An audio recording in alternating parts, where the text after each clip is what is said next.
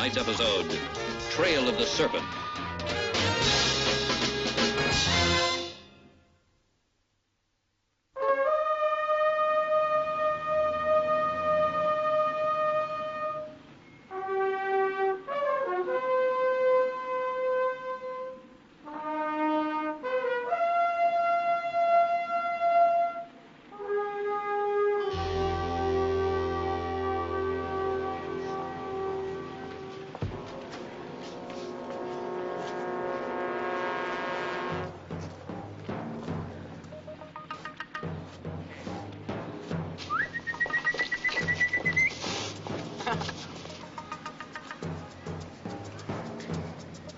Let's do it.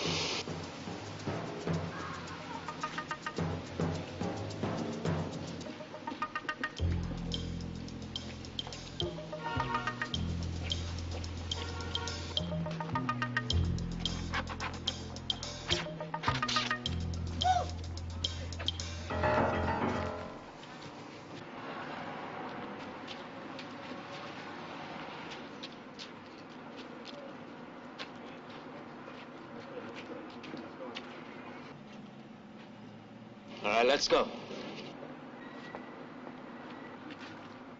2:42.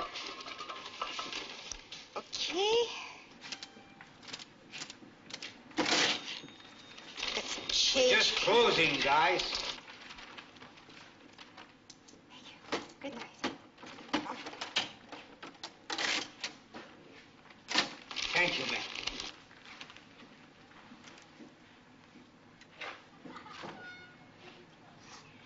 The register's closed, fellas.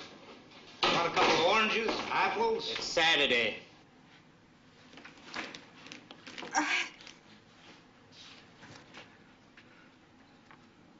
Mrs. Barbaria's just been down to the night depository. Can't help you. George.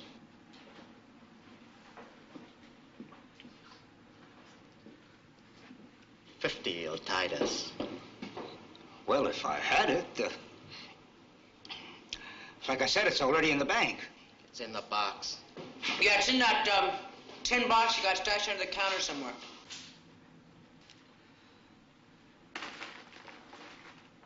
Will.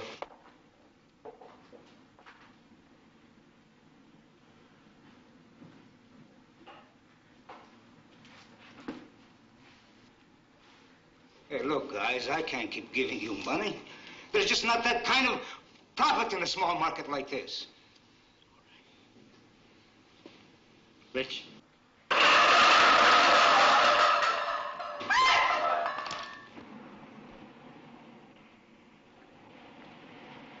Okay. Now 50. Find it. Hey, guys, please, try to see it from my side. Try to see nothing.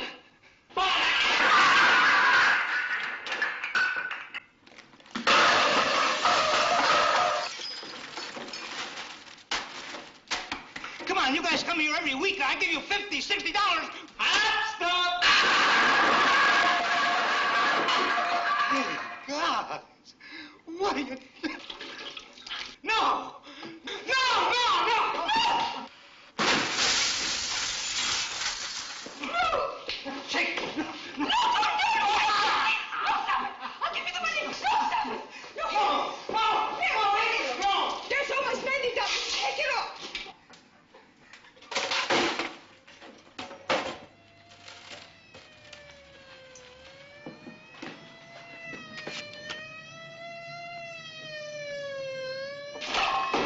Buddy, teeth. All right, split. Come on. Leave them. Let's go.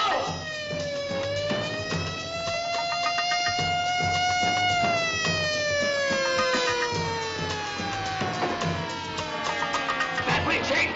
Come on.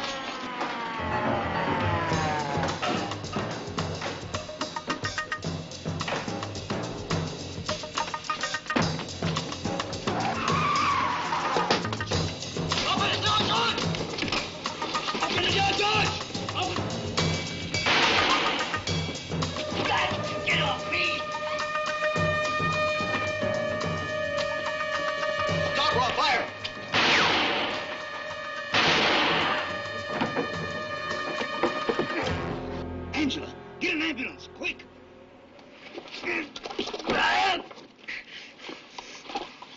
You have the right to remain silent. You know what you can do with your right?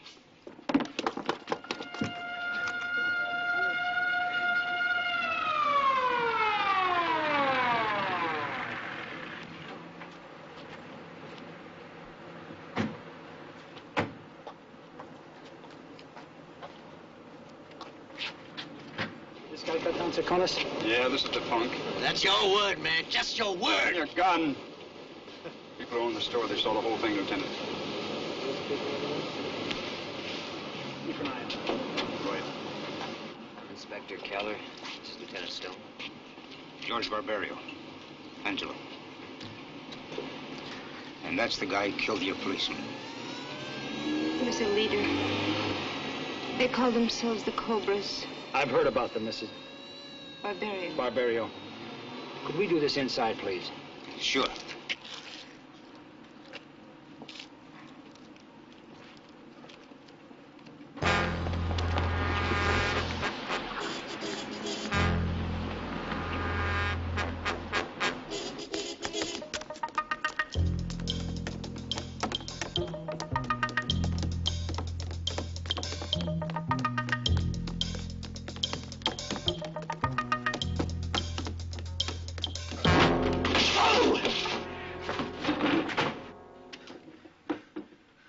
Is that you, Rich? Oh, man, why don't you say something? Man, we didn't know you were here. Where's Buddy? I don't know. Buddy and Chick doubled out the back way. What were the shots? Man, I don't know what the shots were.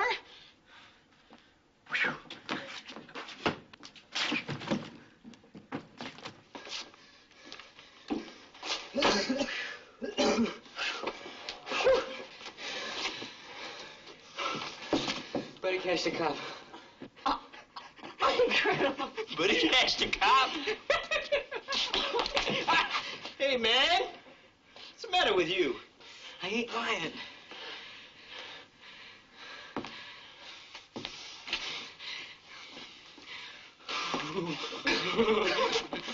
Man, this big fuzz. Grabbed a hold of my arm. Buddy chopped. Man, then they got Buddy. They zapped him in the knee or something. He's okay, because I see him from the roof later on. There must have been 50 fuzz around him. Wait a minute. Chick, you gotta know what they're gonna do to him, right?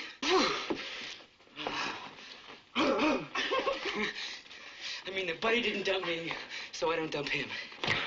I get away, that's all. You guys want a piece of it? Whoa!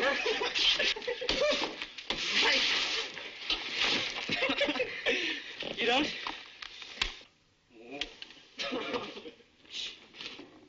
Okay.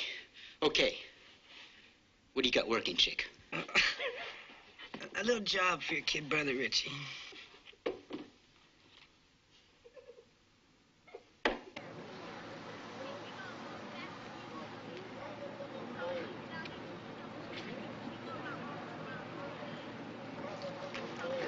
They're like a lot of the boys. The traditions are breaking down. They live on the street. I tried to help them at first. Maybe I was wrong. I give them groceries every now and then. Or a couple bucks. They took advantage. It just got out of hand. It happens, Mrs. Barbario. And I'm sorry about your store. Oh, the market we can put back together. But the dead policeman, sorry. Descriptions will help, though. We'll get the floor, Willie. Would you excuse us, please? Please. Sure. Fred. I want to make a sweep through a 4-square block area around this market. And we better do it quick before those kids disappear. Good enough, Lieutenant. It's our manpower. We still have 8, 10 men on the scene. Good. That'll make 4 two-man teams, huh? We'll divvy up the blocks and house to house it. Steve, I think if we're going to shake doorknobs, it would be wise if we split up. Each of us take a uniform. Right. Huh? Right. You take Fred. I'll take Rojack. I'll hold him. Come on, Rojack. You got the short straw this time. There's an old pigeon coop on that roof, Mike. We tagged some juveniles up there a couple of months ago. All right, let's try it. I'll take the back. Check. Take the front.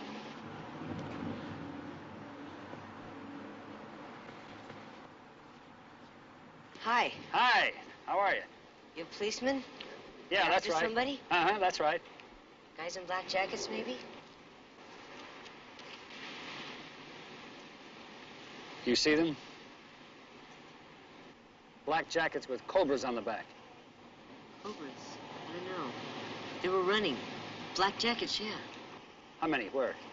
4. They went into a place way down there. You show me.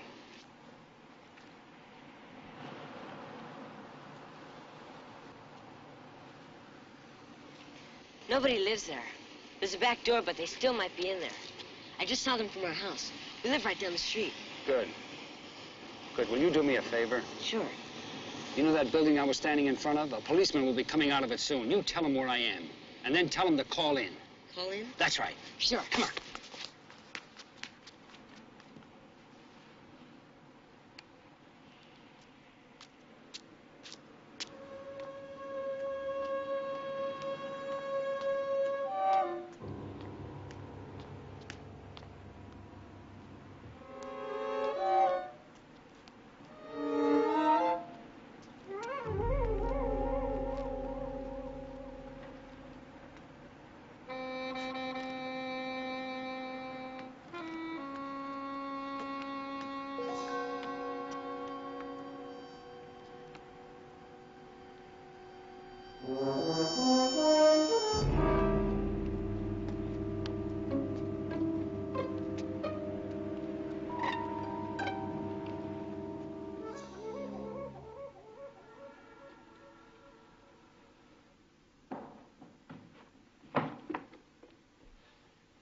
Where's Rojack?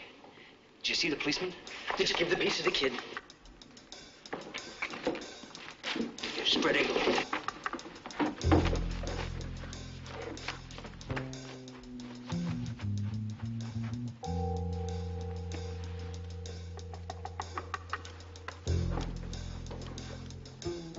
Hey, you've just been busted. You can stay with us for a while. It ain't too much, but it's home for you for about as long as it takes.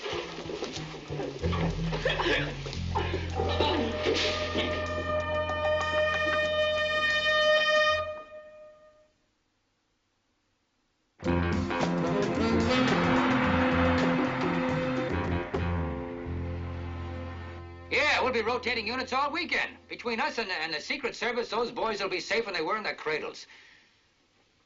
All right, Stan. Later. Boy, these governors' conventions, I don't know why they don't pick on Miami for a change. Yeah. You got anything? Mike? Yeah. No. What do you think? Wait just a second, Steve. We're gonna get this little diddly. I really envy you guys out in the streets. I thought this promotion was going to mean this much more paperwork. I'm telling you what. Roy, it's been an hour and a half since Mike and I split up. Now, You're talking about maybe the most experienced guy in the department. I'm just talking about my partner, a guy I know better than anybody. A guy who would not wander around without checking in and leaving at 10-7. Well, it's only been an hour and a half. You said so yourself.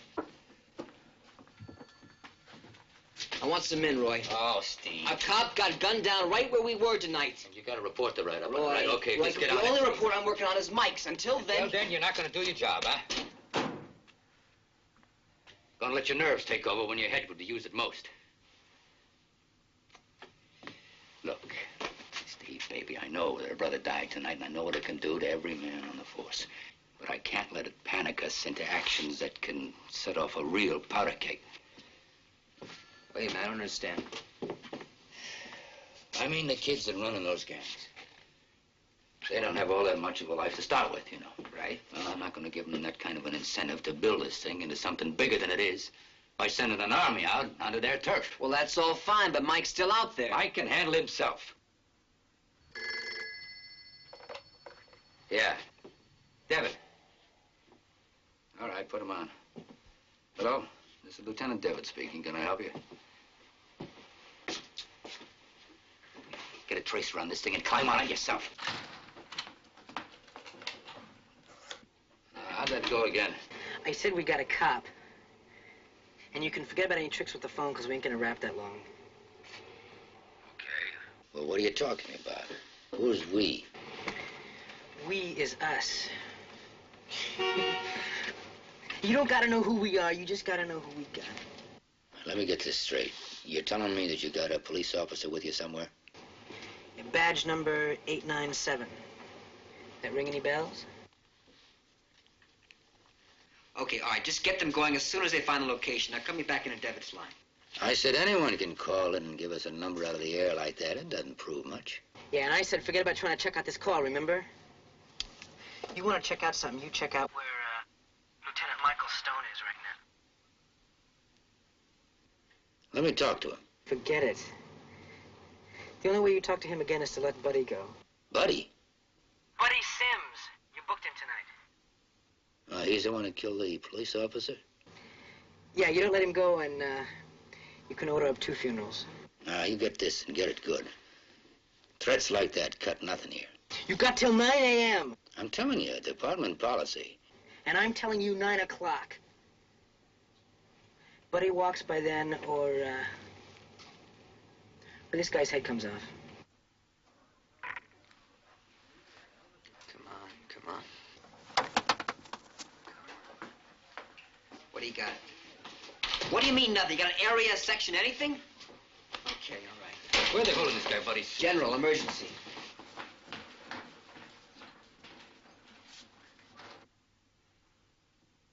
Light's better over here. I just thought we could trade spots. Better for his eyes. What are you reading? A fella can learn a lot from books. Place he's never been, things he's never seen. You read a lot? Have you ever read Robin Hood? I think I read that when I was about your age. There's another one, Three Musketeers. Both those books loaded with adventure. Have you read either one of them? You ought to. Ask your teachers about them. What grade's he in? He doesn't go to school. He doesn't go to... Why not? I guess it doesn't matter to you.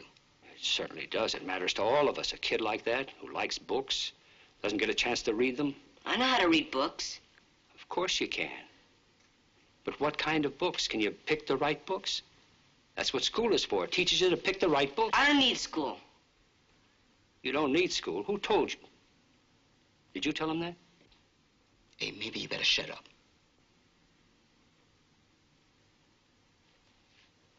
You two are brothers, aren't you?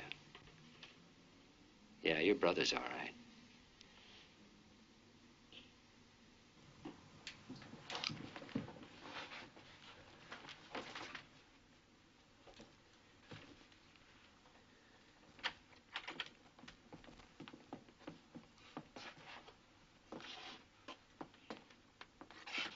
Davy, come here.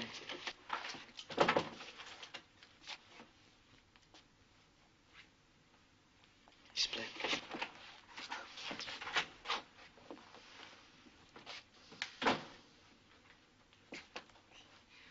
You did it. You called. Tell him. Well, he told him. He called him and he told him. My man, Chick laid it on him very heavy. He gave him till 9 tomorrow. What did they say? They said forget it. Well, what they say, what they do are 2 different things. No way. There's going to be no trade for me tomorrow or for anybody, ever. Just doesn't work that way. That's cold. Well,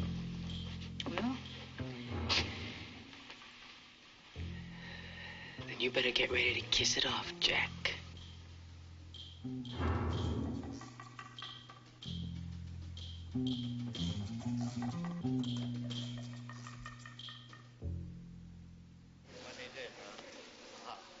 Who are they and where'd they take them? By me, baby. Look, buddy, there's no way you can climb out of this one. You mean all of a sudden I'm worth more than one of your own kind? Nobody wearing one of those jackets is worth anything, man, unless they turn them loose. Well, I'm sorry, man. What can I do about it? Like, I'm in here and they're out there, you know? You can tell us where they are. Keep them from making the same mistake you did. The man says, man, it's a free world. Stop this, stop this. You know where he is, and you're gonna talk. He killed Trachonis. His friends are the same. They don't care. Wait a minute, man. Who doesn't care? Like, you want me to tell you how much I care, baby? Come here, man.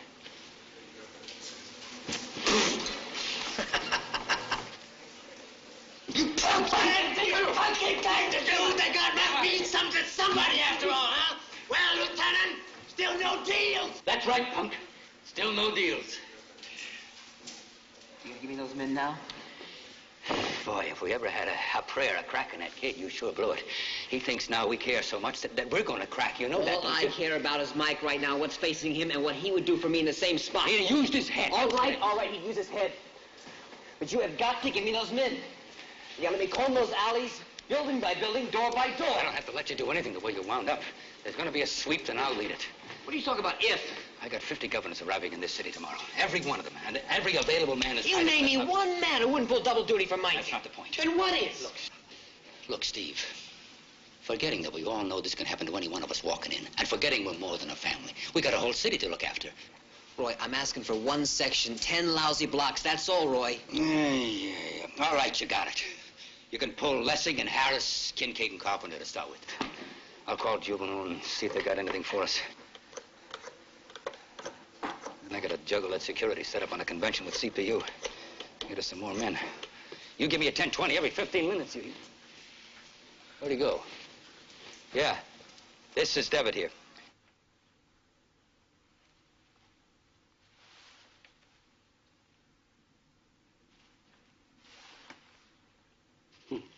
Stopped. What time you got? I don't. Must be about 2, wouldn't you say? Yeah, I guess. Yeah, must be. Where's, Davy? Is that what you call him? Say, could you spare another cup of that?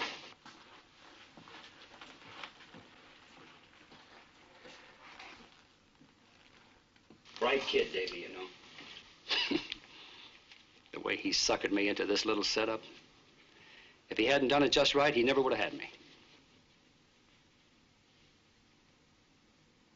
You know, you're wrong in telling him that he doesn't have to go to school. How old is he, 14 or 15? Pretty important years in a kid's life. Hey, you know something? What? You talk too much.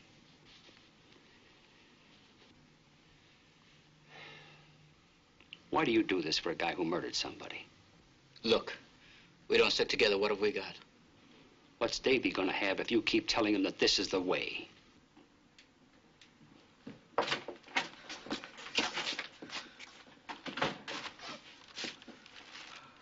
Hey, we gotta talk. Man, they have got black and whites all over the place. I figure we better move this guy till Buddy gets out, you know?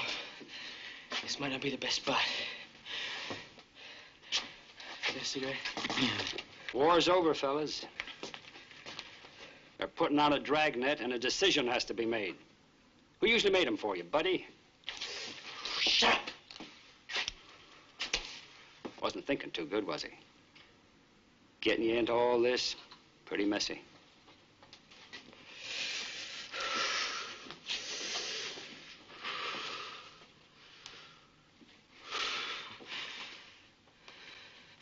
You always gotta be looking down your noses, don't you? You gotta be making the cracks. Gotta be the big man. You don't look all that big to me now.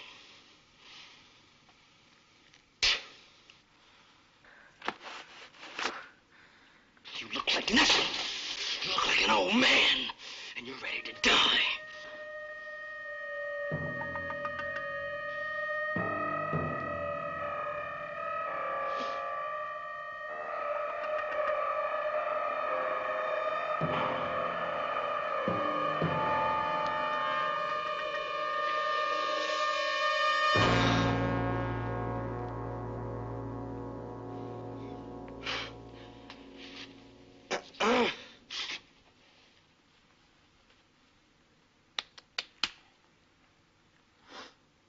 Watch him, Jerry.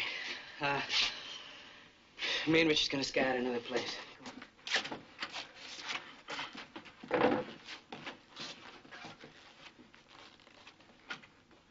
Skulls, warlords.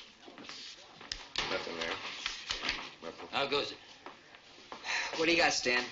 Gotta be a new club. None of the guys in juvie ever heard of them. Invaders I got. Grim Reapers, nomads, no cobras. We're just going back to the packet on his buddy Sims, finding out who he was busted with and who he ran with. Where's Lucas, huh? Home. His wife has 103 fever. Well, Lucas is the man, isn't he? He's the guy that's into the whole thing with the gangs, right? Well, so Stan, we're into it. I mean, it's okay. Two guys, Roy. Sims was called up 3 months ago, suspicion of GT Auto with a chick Kramer. And we had a warrant on Sims, Kramer, and a Richard Sung for suspicion ADW. Sung. That checks out with the Bob. Yeah, let's run that one, Stan. Rings a bell. Sung, Richard Sung. The Choppers. Sung, Kramer, Willard Lou. The Choppers. Cobras must be a spin off the same gang. What about a phone drop, headquarters, anything we can make a move on? Right here. Pool hall over on Clay. What about a name? Davis, Ed Davis. Good, Stan. I appreciate it. Okay, see ya.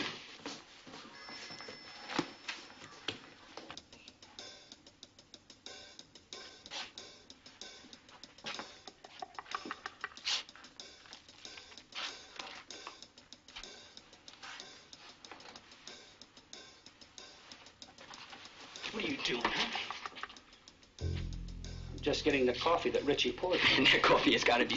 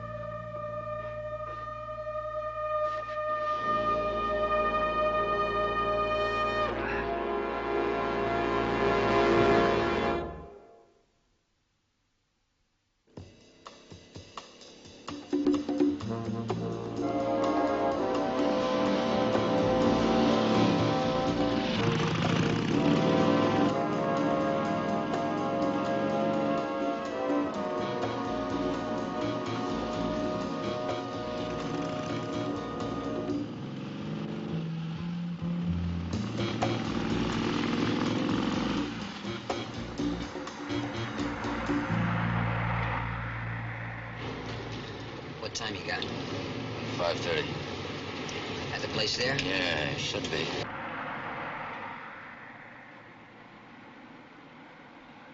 Nobody's up. Let's get him up. Look, I just run a business. They want to shoot pool here, that's their business. Juvenile records just told us that this is the home for the whole club. I wouldn't know. You know names?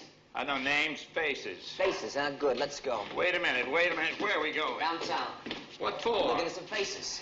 Well, who's going to open up here? How long is this going to take? That's not our business. Come on, let's go. Okay. Just wait a minute. Okay, I know some names, maybe. A few. First names, that is. Billy. Buddy.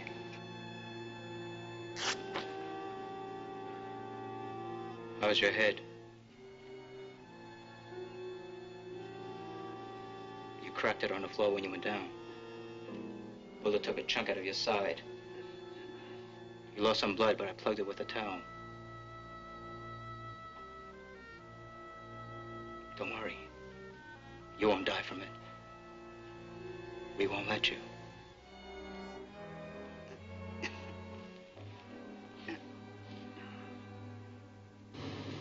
Word's out.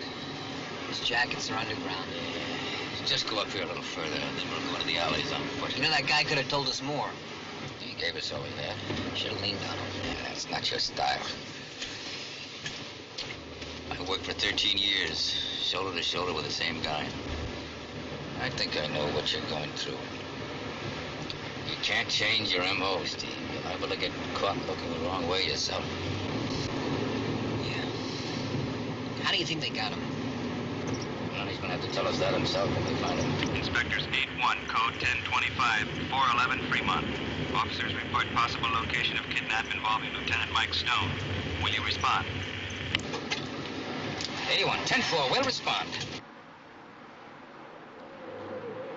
Fremont, huh? That gang hound's out in the pool hall. They just might be smart enough to stay as far away from it as possible. Hit it, baby.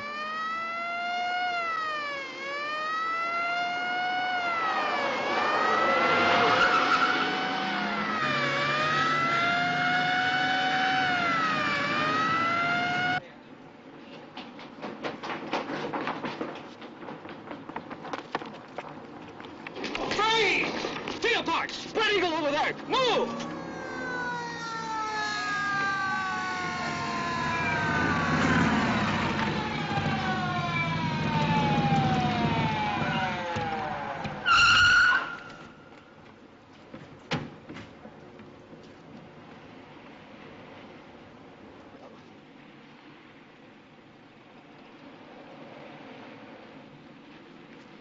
What's going on? Sorry, Lieutenant, false alarm. What do you mean, false alarm? We scared these two up down the block. They ran. We thought we had something. Turned out to be 6 sticks of grass. What are you doing this far off the sweep? We just got word they'd be holed up down here someplace. Word was wrong. They came from a very good source, Inspector. The name's Johnny Dolan. Dolan? That little guy has that newspaper stand down in Gary? Yeah, distributor now. On the streets with a truck early every day. He says he saw Mike? Yeah, with 3 Cobras. That possible Cobras get down here? No way, man. Why not? Cobras never drift past 22nd. What time this guy, Dolan, say he saw Mike? It was about 4:30, wasn't it, Ben? Maybe 4:45. Okay, book these two. How are you guys? Let's go. Move. I don't know. I don't buy it. You got a hostage, you don't walk him around the streets. You kept him holed up. I'll bet he's not more than 10 blocks away from where he started. That's all these back alleys and the way these buildings are stacked up. We could look in there all day and never find him. We got less than 2 hours. Take these two downtown, then get your tails back on the sweep. Yes, sir. Hey, where can we find this guy, Dolan? Oh, he's probably still out making drops. He was heading north toward Telegraph Hill when he stopped us. He's driving an old pickup.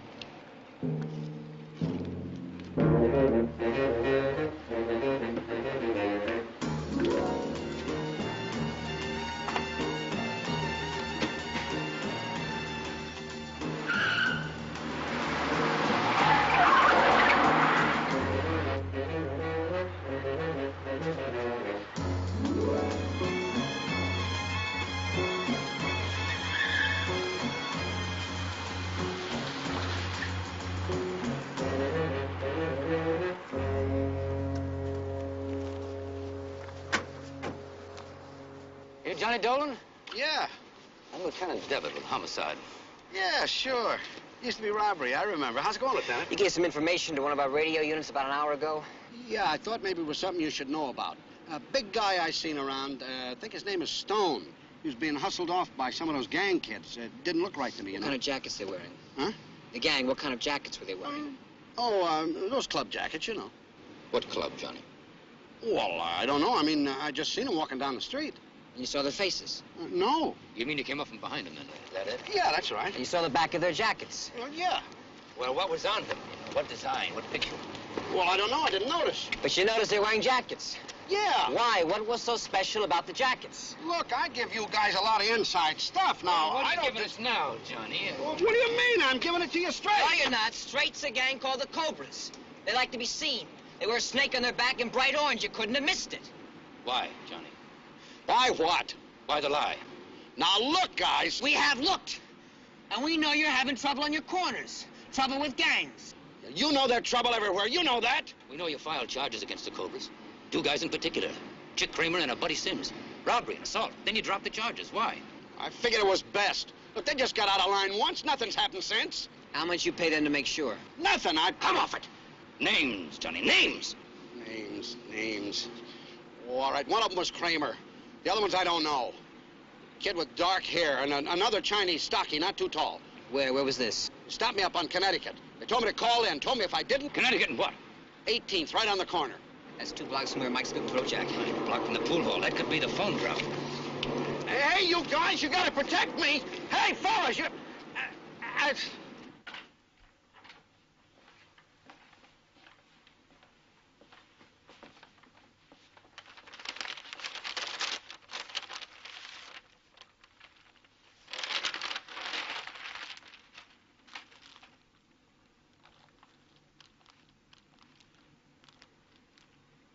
He didn't do it. Chick?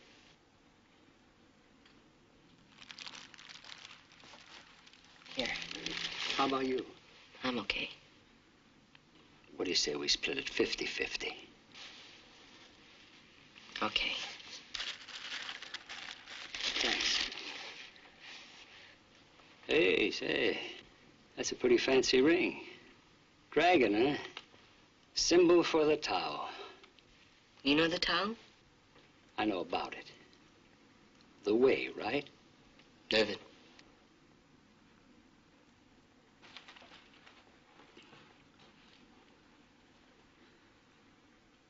It's the mystery of life. And the dragon represents it. Something that man thought up to stand for an idea he couldn't explain or he couldn't see. How do you know all that? Oh, books. Books, really. I told you. You can learn an awful lot from good books. Where did you get that? From my brother. And my father. Family ring? I thought the oldest son always kept it. You read that in a book, too? No. A friend told me. Good friend. You two weren't born here, were you? Hong Kong. You've been here how long? A couple of 3 years? 5. 5 years. And your father, he come here with you, too? Yeah. And died here. In the land of opportunity.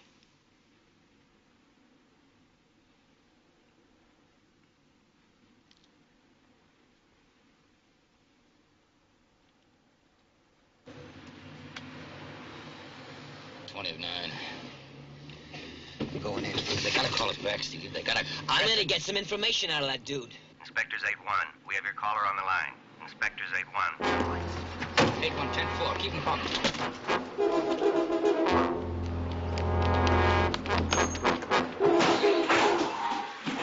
that the only phone you got in here? Yeah, that's it.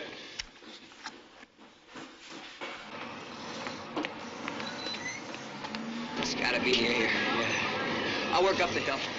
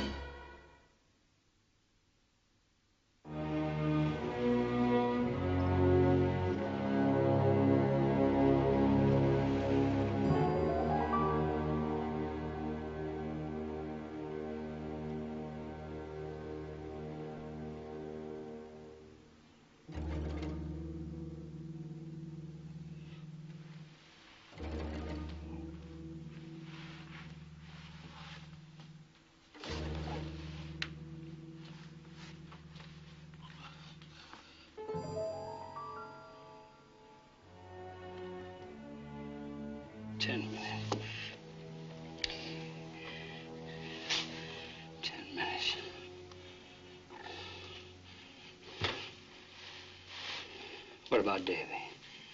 Huh? What's going to happen to him when this is all over? They're going to put him in a foster home? Or he's going to live in a dump like this and scrounge a living out of garbage cans? He stays with me, same as always. Sure. You're going to be dead, and so am I. Maybe you'll be in Quentin with a life jolt. That's a fact, Richard. You could look a fact in the eye and not even recognize it. What's the matter with you, Richard? You a slow learner? Facts. That's what you've been laying on me? That's right, facts.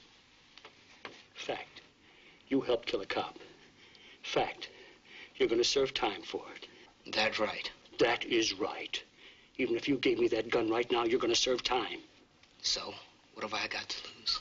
David, you bonehead. With you and the slammer, who's going to keep his nose clean? Davy will have had it. Fact. You've had it. The minute Buddy pulled that trigger on Triconis, you had it. Your brother still has a chance. Small chance, but a chance. You see, I could make sure that he got in with a good family. Took care of him. Made sure that he got to school regularly. Bought him books. Talked to him. Took him out to ball games. And made sure he got a kick in the slats if he hooked up with a guy like Buddy. It's a small chance, Richard. What's the handle? What do you want? Well, first, I don't expect you to help me. Just don't stop me. Don't stop me.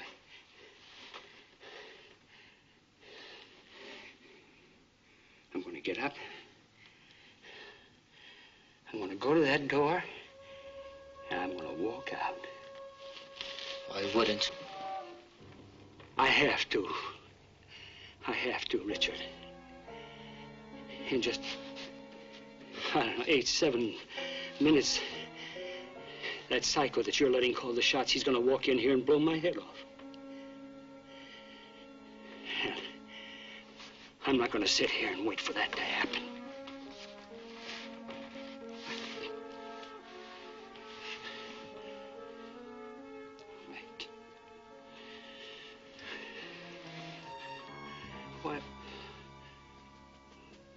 Why don't you give us a break, Richard, Davy and me?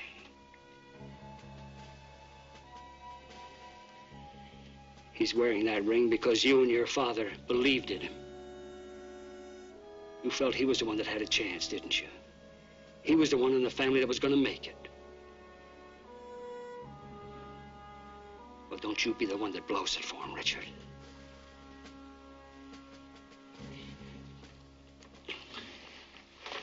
Okay, here goes.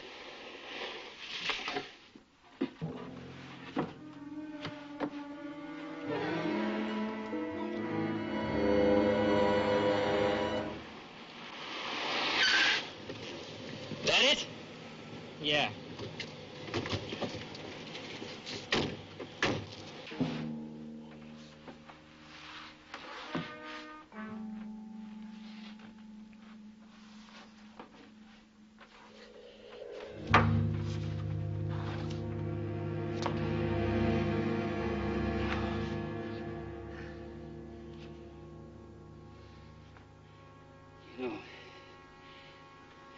Chick's not the one who's going to do it, you know.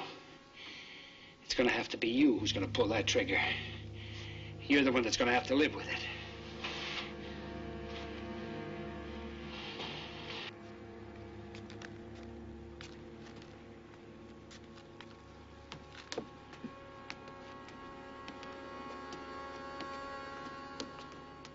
It's time. Let's do it. Listen, man,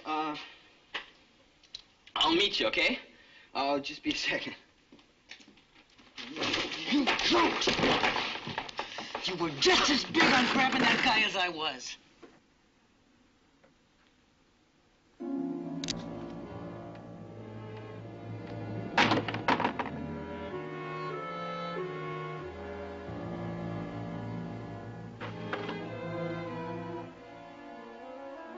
Not a word.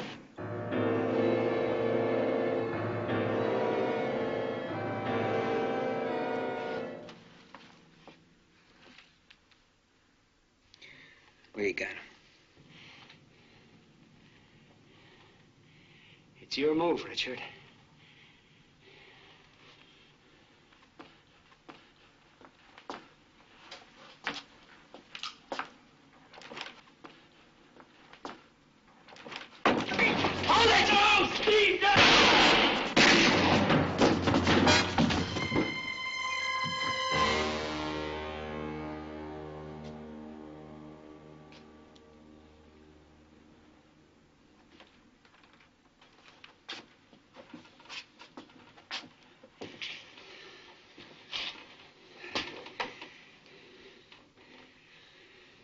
Was he gonna let you? I don't know. I just don't know.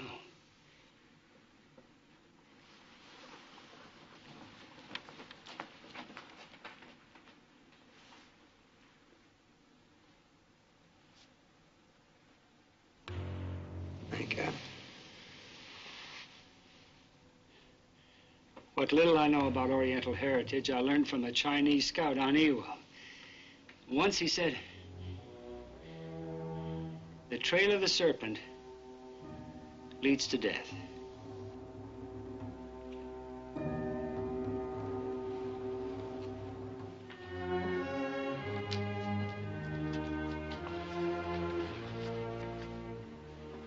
Steve. Steve. That kid bought that bullet a long time ago. There was no way to buy it back.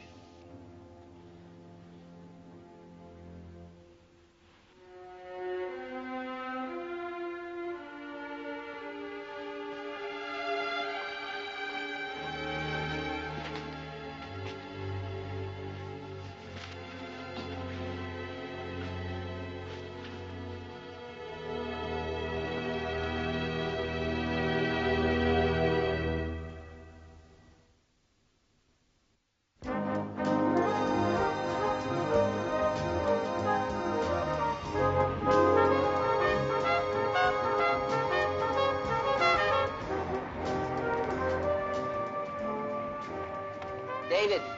Hey, good to see you again. Listen, Ben showed me that report you finished. The biography of Dumas. How'd you happen to pick him? Oh, I heard of him. He wrote the Three Musketeers. I heard of him. Hey, you're doing all right, Davy. I'm glad. I'll see you soon, huh? Sure. Yeah.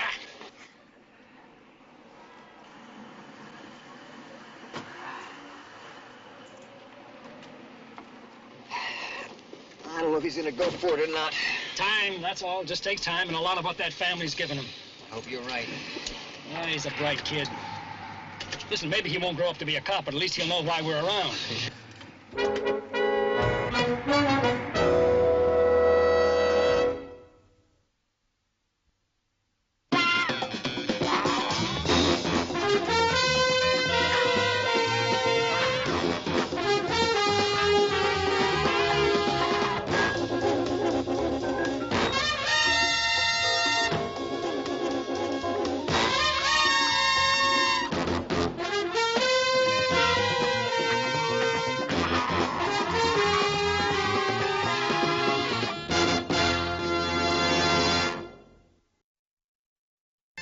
Madeline Rue,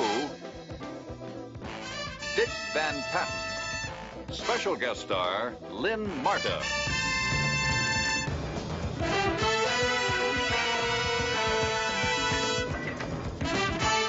Tonight's episode, Clown of Death.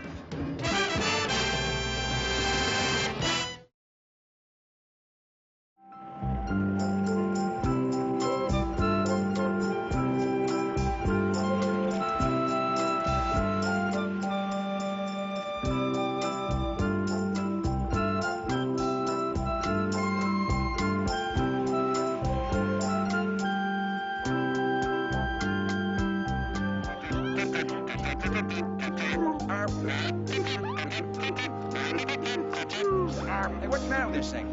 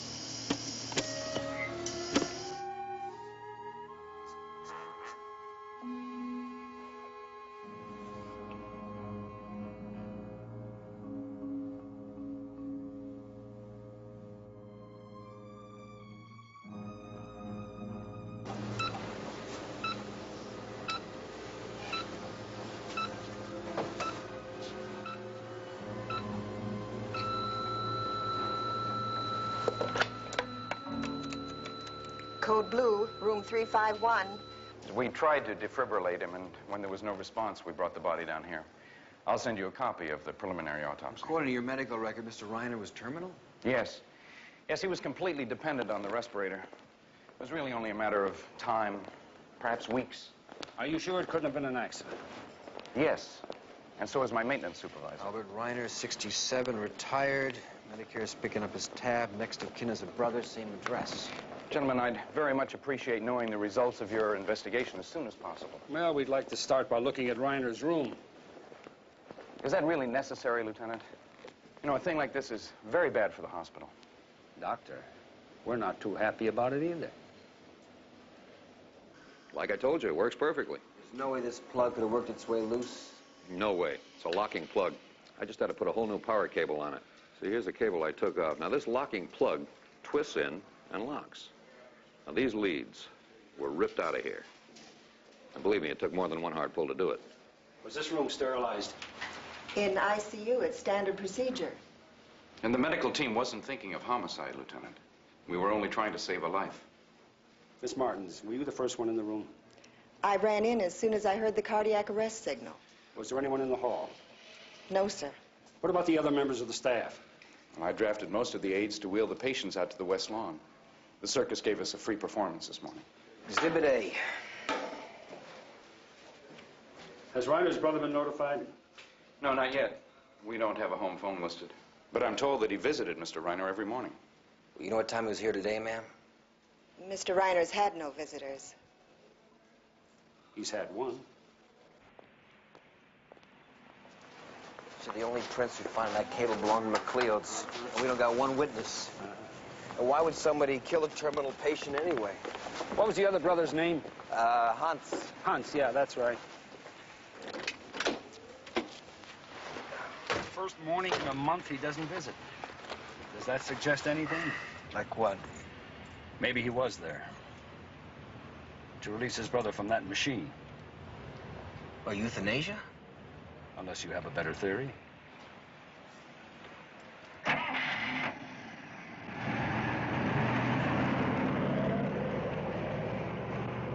Hi, Jack.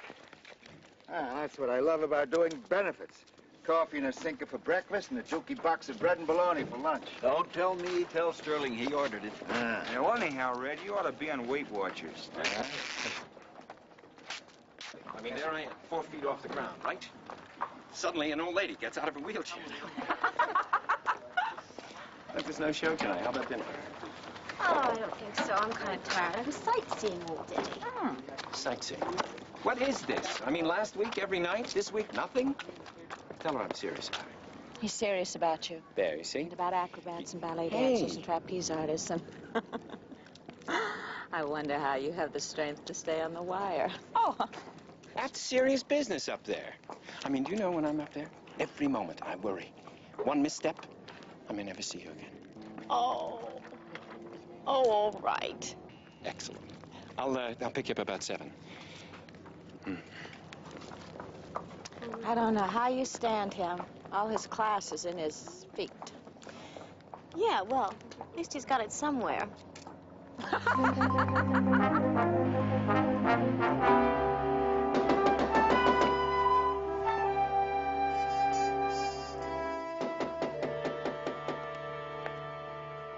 He's not in.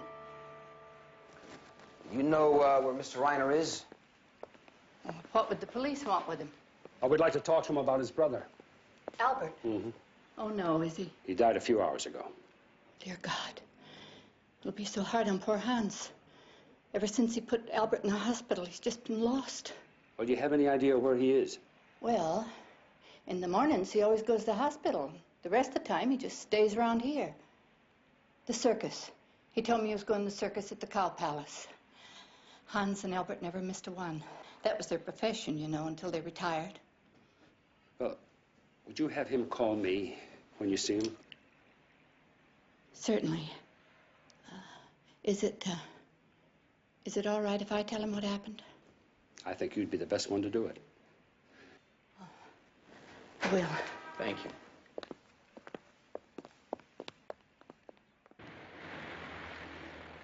Well, they both belong to the circus. There was a circus at the hospital at the time of the homicide. Could be a connection. Could be you just want to go see the big top. Beats paying $6.50 a ticket.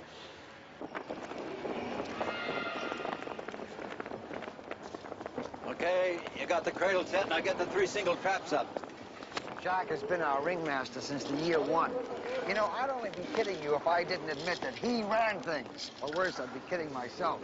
Oh, Jack, listen, did we ever have a Hans or an Albert Reiner work for us? I don't think so, Mr. Sterling. What was their act? We don't know that. This is Lieutenant Stone and Inspector Keller, San Francisco Police. Jack Leopold. I could ask around. They may have been on other shows. How large a troop did you send to the hospital this morning? 24, sir. All right. Clowns, acrobats, jugglers, wire act, pony act. Something wrong? Well, we might have a possible homicide. That makes 2. What do you mean? That old man that was knifed outside the arena when we played Denver? The police said it was a mugging. All the same, he died in the shadow of the circus. Death comes 3 times. Circus people live on superstitions. And luck, and weather, and moods, and accidents. I tell you, what I could really use on this staff is an exorcist. Well, if I can be of any more help, please let me know. We will, thank you. Thank you very much. Bye. May I keep this list for a little while? Of course. Thanks. What is it you're looking for, Inspector? Answers. That's all, just answers. Well, I don't think you're going to find any here. You know, a lot of people have funny ideas about the circus, but we're just a business like IBM or the telephone company. What do you... Excuse me. Hey, what are you guys doing with that paint? I told you gold leaf, not that dingy mustard color. Watch what you're doing, for heaven's sake, and get a ground cloth down there. This isn't some ragged little mud show. Just like any other business. So, where do you want to start? Well, I'll take the clowns and the jugglers. Good, I'll take the pony girls. That figures.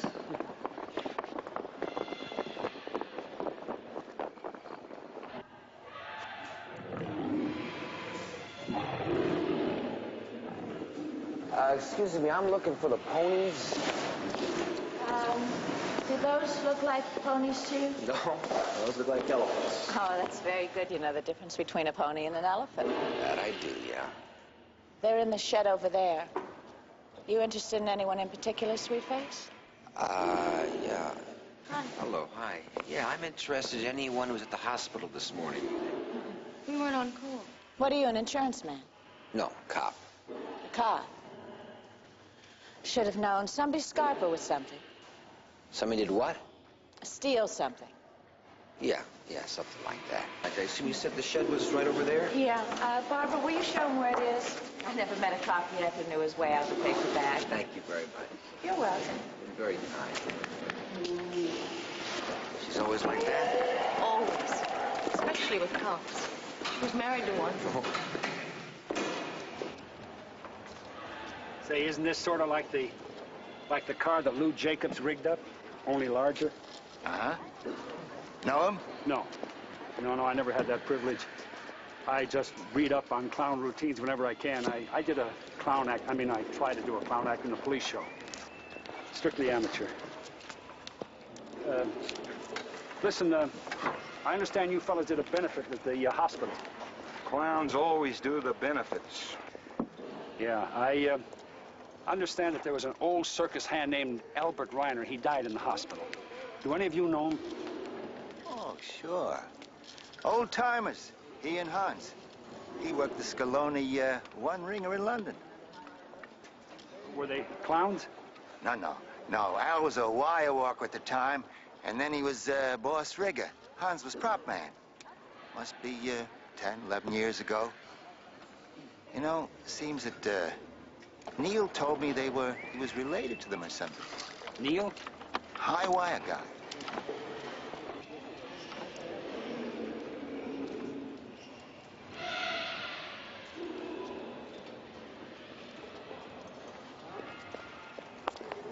I didn't get anything. Troop left the hospital about 11:30, then they came back here.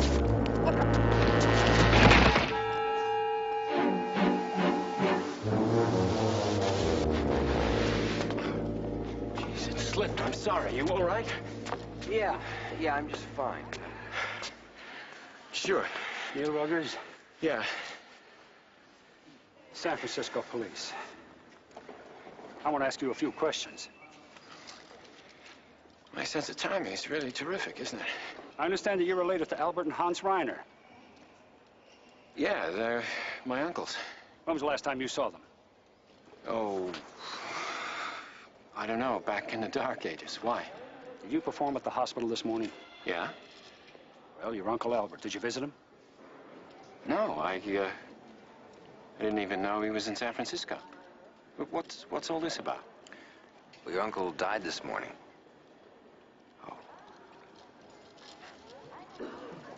He was such a tough old bird. I always figured he'd last forever. How did he get along with his brother? Hans. Oh, they were like Siamese twins. Tell us anything about their friends, habits, enemies, anything?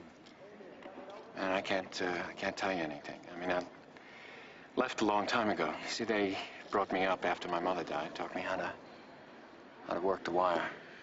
But they were perfectionists, you know, old world, and I just couldn't take it, so I left. Guess it's a little late to say I'm sorry now. What'd he die of? It's possible he was murdered. Like I say, my sense of timing is terrific. Hans happens to come to see you. Have him call us. Thank you. Sure.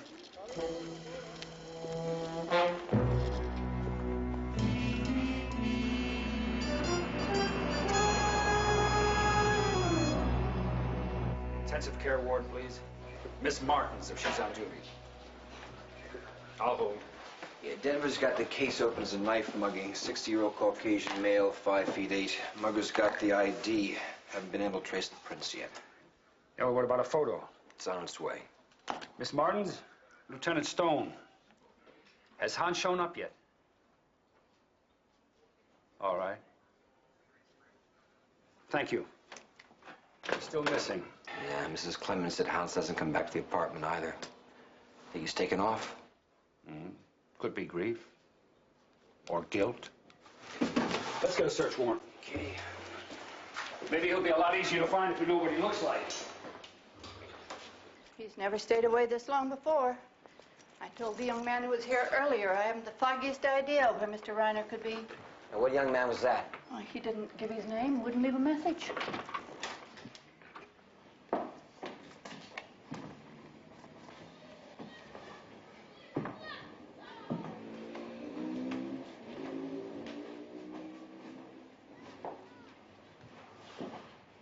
Try to come in once in a while and tidy up. Although they don't pay for cleaning service. It's got a lot worse since Albert got sick.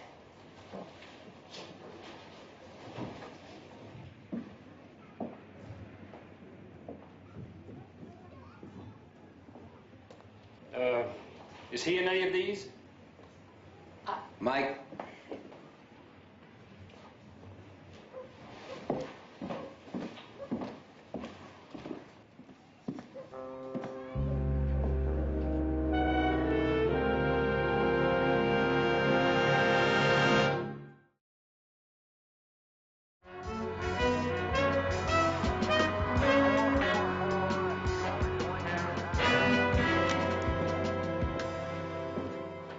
He says he's been dead 4 or 6 hours.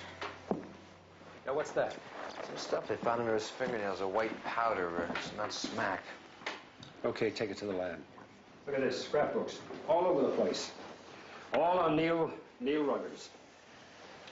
They followed his career all the way from the apprenticeship right to the center ring.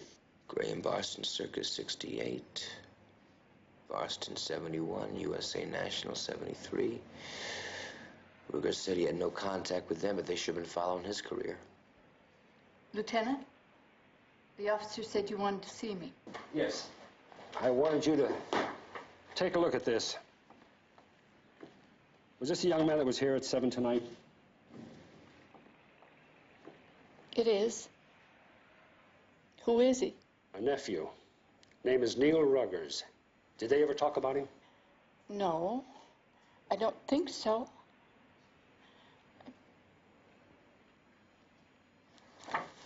Come on. Why don't you go to your room? Thank you.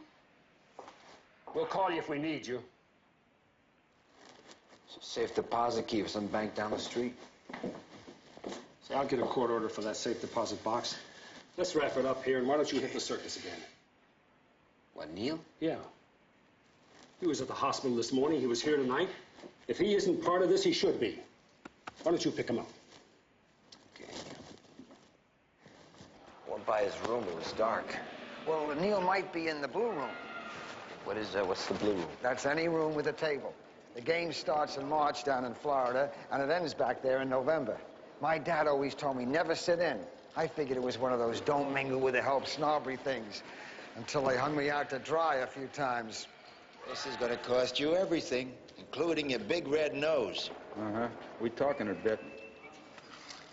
75 cents. Has anybody seen Ruggers? No. Call. Yeah, we saved a bail for him, but no show. You know where I might find him? Well, been seeing a lot of Barbara lately, and I don't think it's her riding lessons. Gentlemen, jacks and threes. Ah. Keep the nose, huh? Barbara, I'm sorry to bother you, but we're looking for Neil. Did you try the blue room? He made a big thing about taking me out to dinner and then decided to play poker. Well, he hasn't been there all day. Hi, sweet face. You're still around, huh? Yeah. What's wrong? Well, excuse me, have you ever heard of a Hans or Albert Reiner? No. They're Neil's uncles. They both died this morning. And? Crystal, keep out of this, would you? Well, when was the last time you saw Neil? Around 6:30. Do you know where he is now? I mean, does he have friends in town? Or... Not that I know of. I don't know where he is. Could I take a look in his dressing room? I don't have a key, but I can get one from the manager. I have a key. Want some popcorn?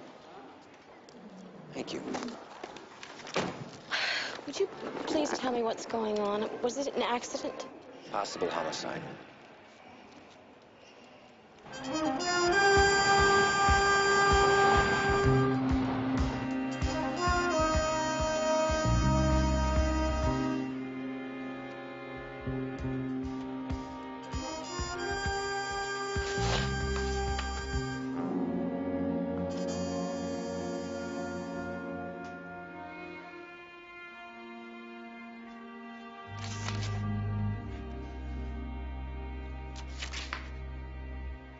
Manchester, 1964. Al, Hans, Boylan, Murdoch, Red.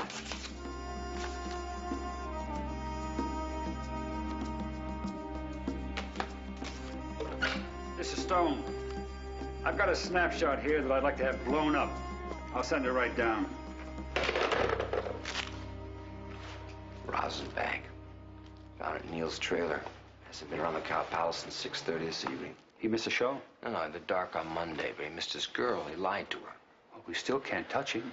I know, but he's just got a lot of character defects, you know? He seems to me might be possible of murdering his uncles. So, I'll take down this down to the lab and have it checked out. Well, here, while you're at it, take this down too, will you? Remind him that I want it blown up by 9 o'clock tomorrow morning.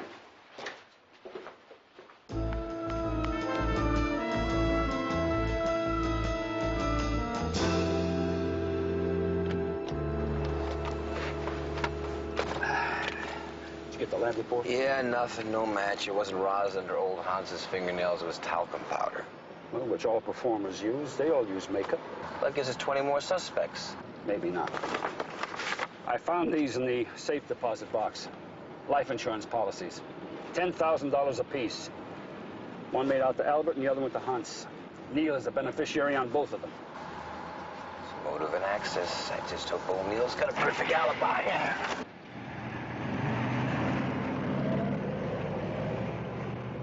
Now, I haven't seen Neil all morning. He's got to be around someplace.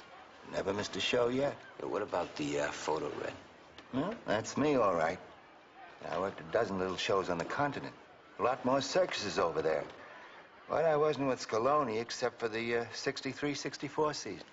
What about Murdoch and Boylan? What do they do? Performers? Or, Oh, they're probably part of Al Reiner's crew. But after 11 years, I can't remember their names. Well, he's not in his trailer. No one's seen him. You pick anything up? I remember some trouble in Scaloni about the Reiners. Happened after I left. Some kind of hassle. Well, what was it? Do you know anyone who was involved? Come on, Red. Can you think of anything? I'll think on it. That's us. Okay, thank you very much. Excuse me.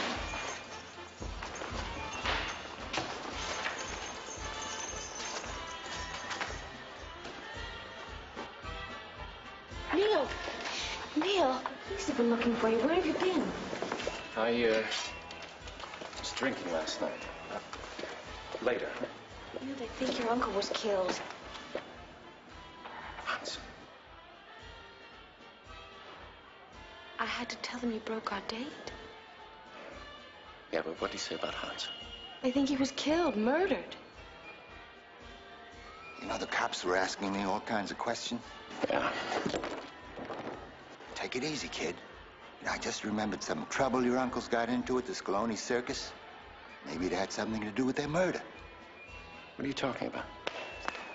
Hey, let's go. Spec's lining up. I'll talk to you right after the show.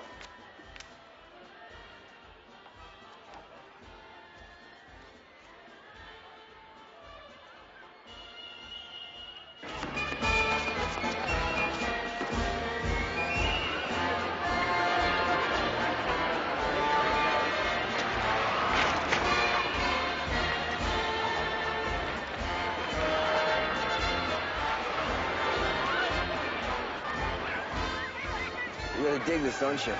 Since I was a kid.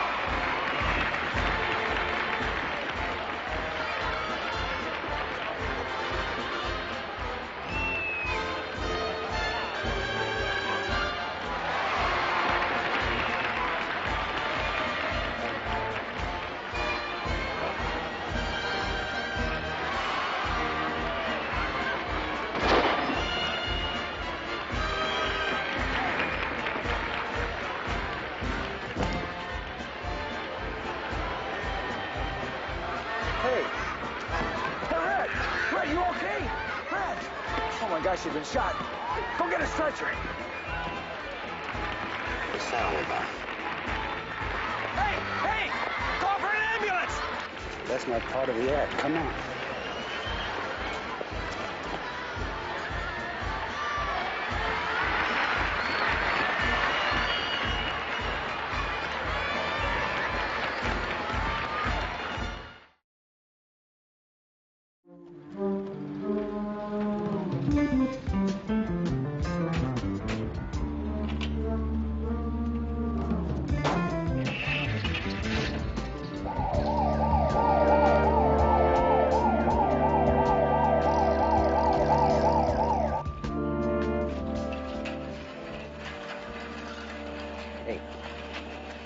Where'd you hide the gun?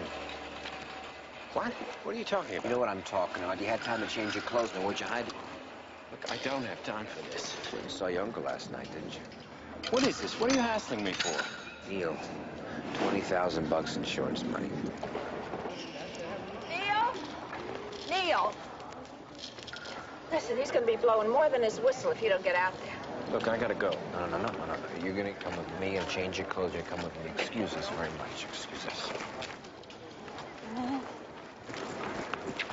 Leopold! When they take him to his room, I want one man standing in front of that door day and night, 24 hours around the clock. And nobody gets in, you understand? Nobody without the doctor's permission. Yes. He's still in shock, but it could have been worse. Well, I saw him take a loaded shot right in the chest, point blank. No, Lieutenant, that's not quite how it happened.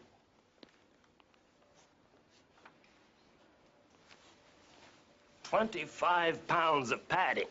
Absorbed most of the pellets, slowed down those it didn't. But it was still like getting kicked in the guts by a mule. Then he'll be all right. If there are no complications, I'll keep you notified." Thanks.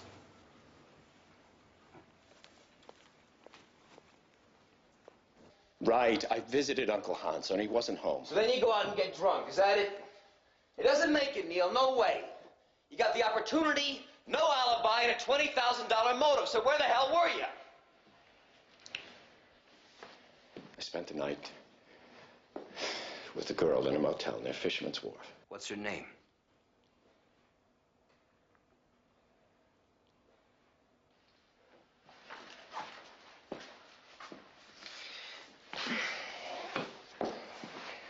Listen, you're down about two choices now, public defender or private attorney. The lady is with the circus. She's married, and I don't want Barbara to find out. I don't even know if I can make you see this, but I care about Barbara. The thing is, I guess I just don't understand her very well. I mean, 1 minute she's terrific, and an hour later she's ice. Well, last night at 6:30, it was bad headache time, so I looked elsewhere. I don't want the lady's husband to find out. Please. What's the girl's name and the motel room number? Gina Marshall. The Twilight, 224, 226. If you knew anything about makeup, you know I didn't have time to shoot him and then remove it all before you found me. Could have worn a face mask, Neil. The paraffin test wouldn't show any gunpowder on your hands either. Killer wore gloves, didn't he?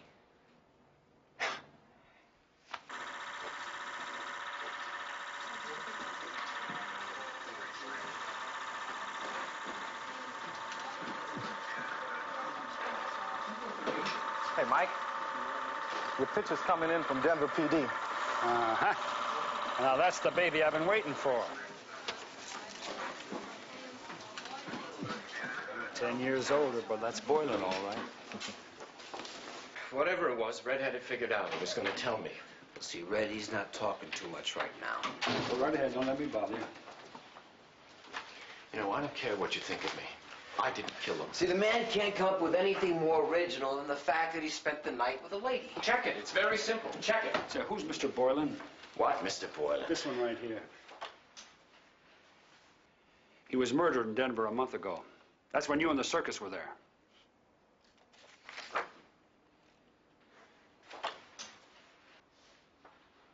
This must be one of my uncle's old photographs. It is. Hans, Albert, Red. I don't recognize the other guys. Look, it's dated 64. I was in boarding school in 1964. You can check the records. Well, we got a lot of checking out to do. How long's the circus going to be in town? We open in Vancouver on Monday. Ah, maybe you ought to plan on being here a little longer.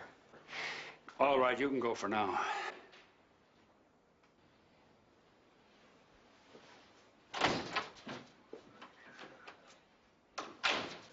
What are you doing?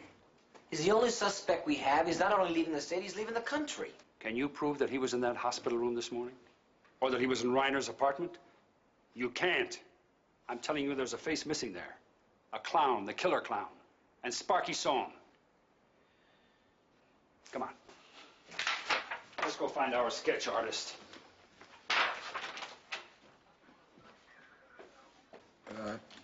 Make that tear bigger. Yeah. The mouth was droopier. Guess it all depends how you make the bread, huh? You know about suspects, I know about makeup. Anyhow, I'll never forget that guy's face. Well, take a good look, Sparky. You're our only witness. Let me have that. What do you say, fellas?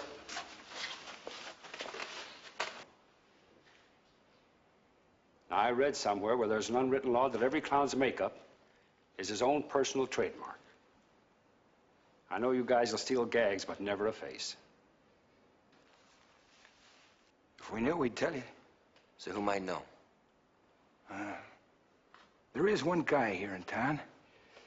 Freddie Olburn, ex-kinker. Had a clown museum up on North Beach. It's all here, friends.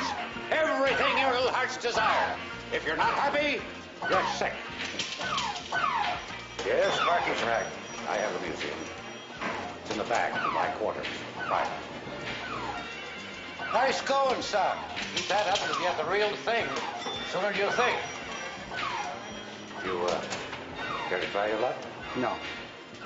We're already at the real thing. I'd like to see the museum. I'd appreciate it.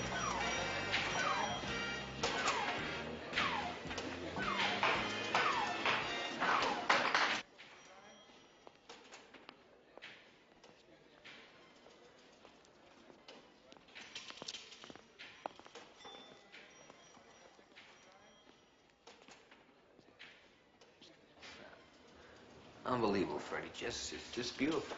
Really beautiful. Listen, you ever seen a clown's face like that one?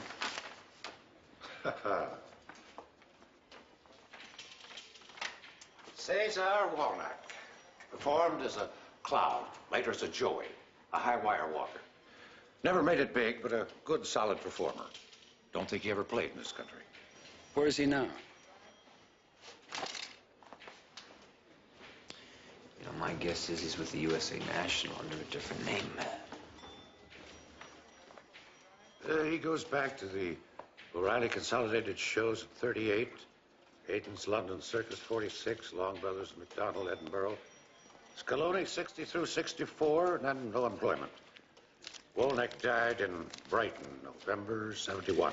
The names Boylan and Murdoch, they mean anything to you? They were riggers at the Scaloni Circus in 64? Oh, I didn't follow the working men, just the performers. I had to draw a line somewhere. Boylan. And Murdoch. Well, here's a Sean Murdoch. Worked as a ringmaster, drank himself out of a job. I got him now living in Vancouver. Vancouver? That's the next stop for the circus.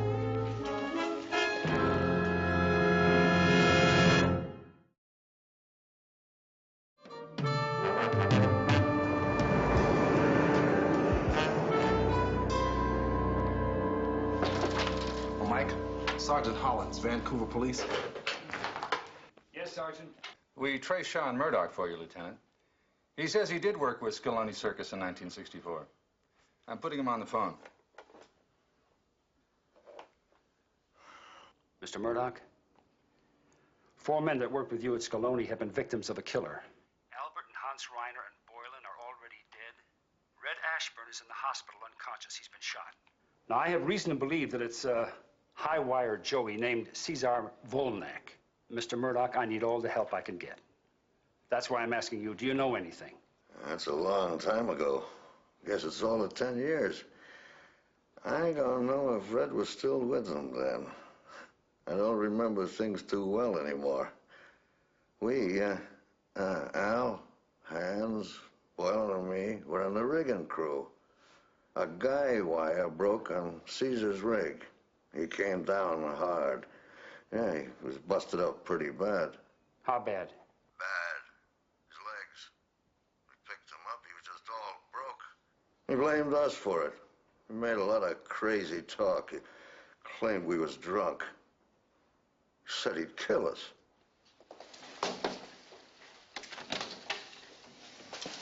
It's Dr. Mayhill for Mike, but I think you better take it. Yes, Inspector Keller. Doctor, may I help you? Inspector, Red Ashburn died 10 minutes ago. How? Well, all technical jargon aside, his heart just gave out. The shock of the wound. He lived hard, used up, no reserve left. It happens. Okay, can you hang on 1 second, please? Thank you.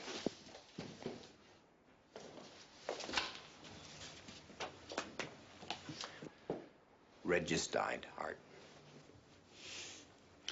Mr. Murdoch, would you put the sergeant back on the phone, please? Yes? Sergeant, Murdoch is a potential murder victim. He needs protection.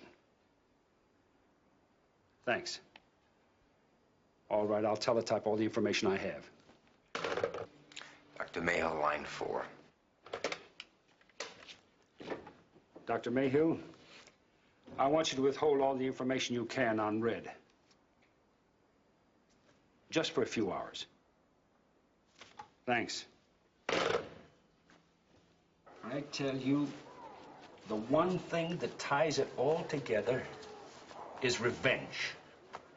It couldn't be Volnek, so it had to be somebody who was really close to Let him. Interpol get into it, will you? I mean, they can trace his life story and they can give you the link. Oh, come on, Steve. What are you talking about?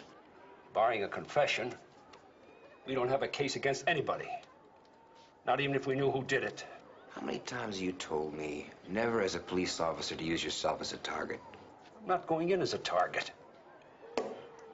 These murders were all carefully planned, except for Red's. And I tell you that killer got frightened. He thought that Red knew something. Well, I'm just gonna crowd him a little bit and give him some bait and hope he takes it. What if he doesn't run? There is no danger, I'm telling you. If everybody does his job.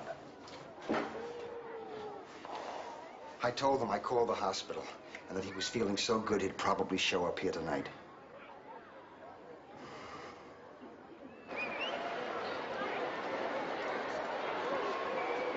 Okay, all units report.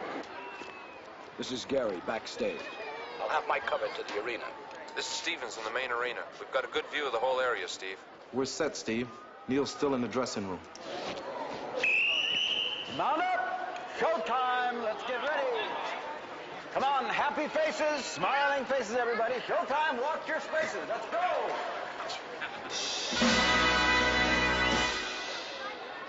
Good evening, ladies and gentlemen, girls and boys.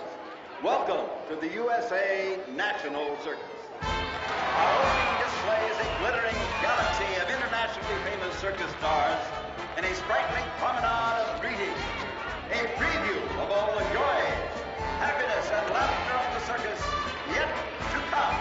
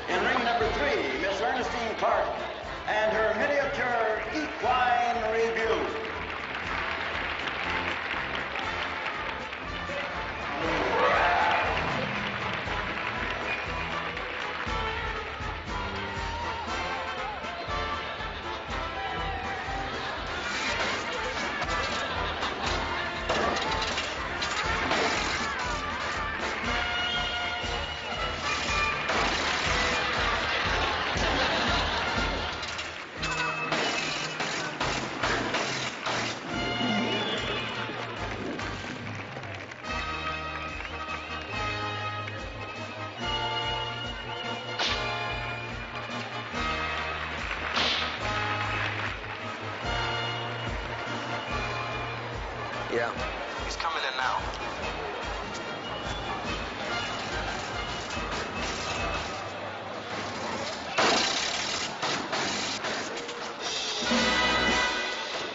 Ladies and gentlemen, with great pride, the USA National Circus presents the greatest funambulistic star of all time. He walks where angels fear to tread. In the upper reaches of the Cow Palace, ladies and gentlemen, the undisputed king of the high wire, Mr. Neil Rugger.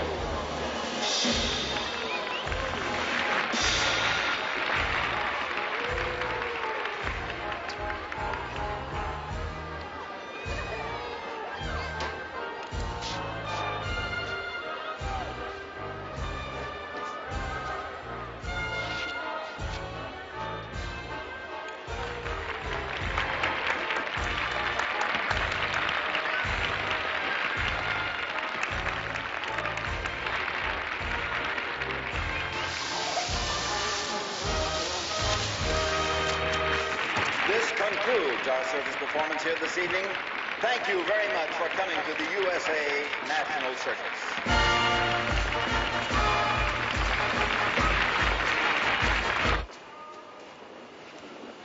Seemed like a good idea. Didn't show. No. How did I do? Well, I don't think Emmett Keller's gonna lose any sleep over you. The kids liked it. Yeah, we weren't lucky, I guess. We weren't? Could have been a lot worse, you know. It's all over. Tell them all to leave.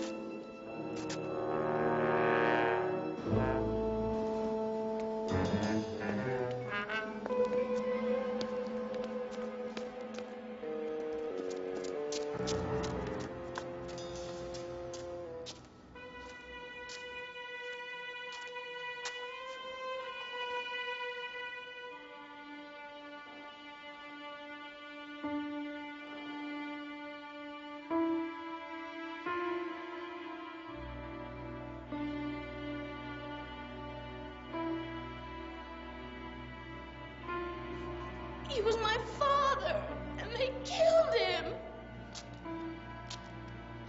Those drunks. I took care of him for 6 years, and I watched him die. He was a good man, and they killed him. They killed him. They killed him. They killed him. They killed him. They killed him.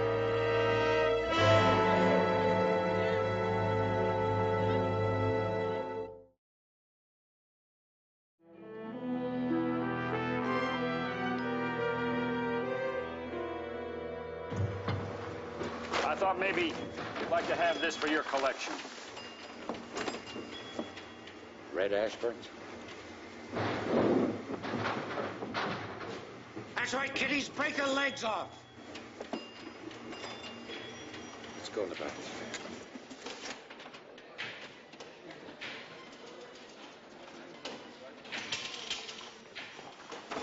Well, what's going to happen to Walnut's kid?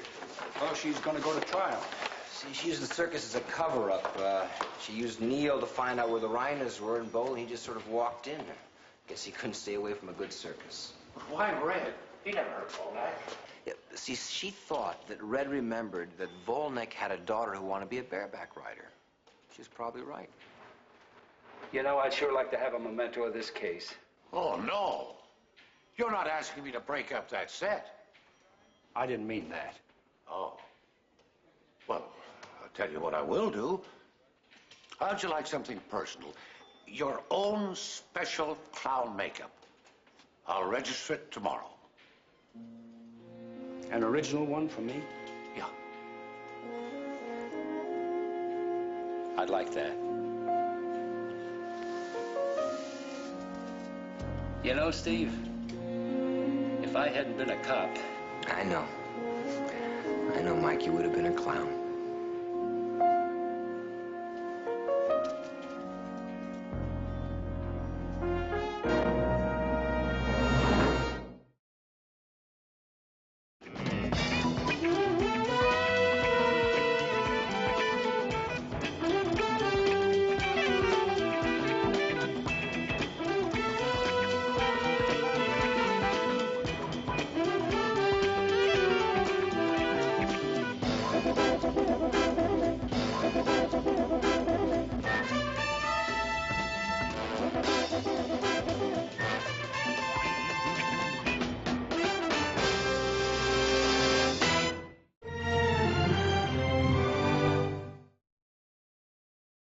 Special guest star, Joseph Cotton.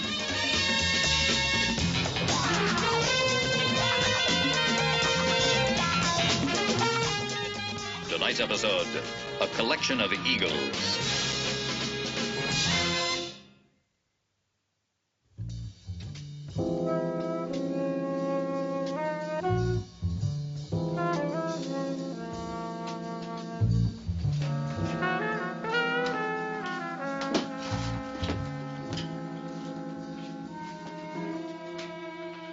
Okay.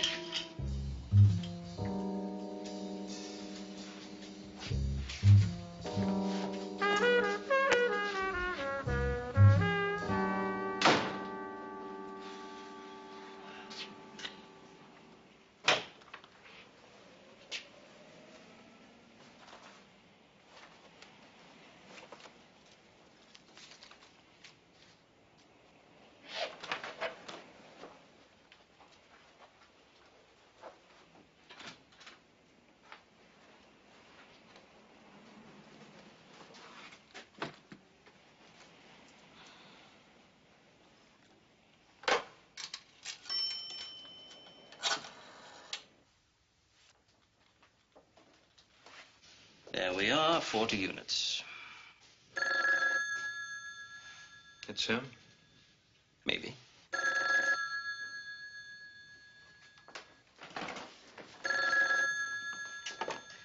Go, Fiennes. Vince? Ernie? Ernie, good to hear your voice. Listen, did you get them? Yeah, the whole lot. Beautiful. Where are you? Just off the Embarcadero. 207 Front Street. Room 25. Oh, there's a rear entrance. Did you have any trouble? Not a hitch. I smell like a ship's bilge, and I gotta wash off half of Mexico. Well, look, there's no rush. Take a good long bath and get a good night's sleep. You've earned it, and we'll see each other tomorrow. Sure. Maybe it's better anyway. I'm beat. See you tomorrow, then. Yeah. He's got them, Tommy. Enough to buy us the world. Tommy, where are you going? You're insolent. This is no time to be falling on your face. Vince, I don't know whether I can do it. You'll do it, Tommy. Just like we planned. You'll do it for the money and for me.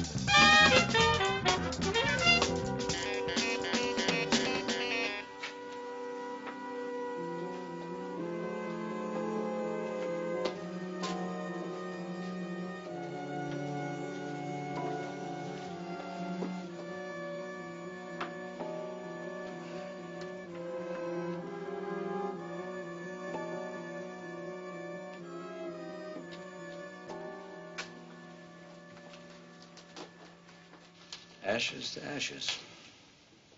Yeah. What do you think, Doc? Another cigarette in bed? It's hard to say yet. He was pretty well done. Well, I'll get the arson detail in here and see what they can turn up. How long for the autopsy report? I'll get on it right away. Hiya, Doc. Steve. Mike, we got a John Doe. Manager said the night clerk didn't register anybody for this room. A fin or a sawbuck under the table. That's one way to beat the room tax. Yeah. Did you get the clerk's name and address? Radio unit's on his way to pick him up. Well, maybe we got something.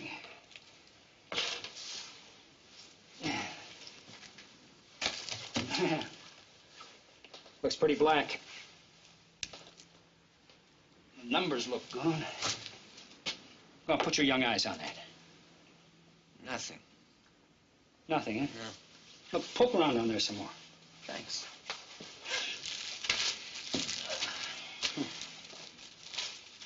You know, a guy with a gun who doesn't register in a flea bag like this, you know something's fishy. Mike. Yeah. Take a look at this. Looks like one of those, gold luck charms or something. Gold? Maybe. Luck charm? I don't think so.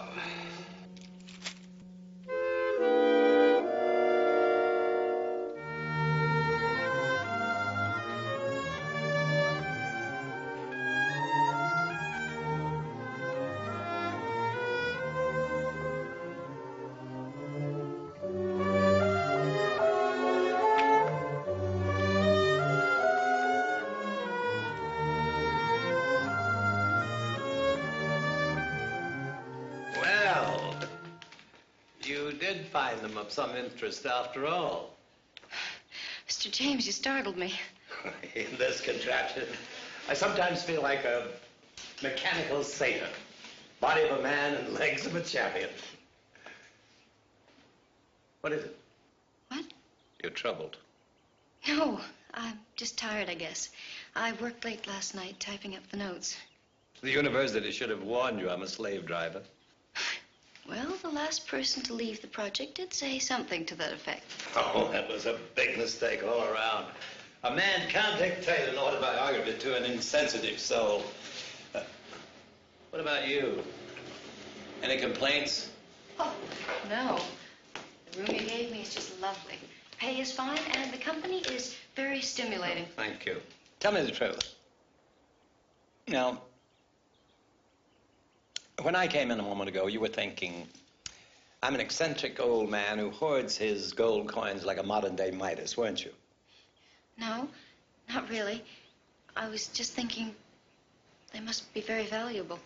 Well, in round figures, $500,000. I had no idea. Would you like to hear how I came to collect them? No, I think we should finish what we left off with yesterday. What you remember about your 1927 trip to New Zealand? You are a very odd young woman. The first one I ever met who was more interested in my memory than my money. Well, people already know about the John R. James fortune, and I want the book to be about the man. Thank you. Let's go on the terrace, shall we? All right.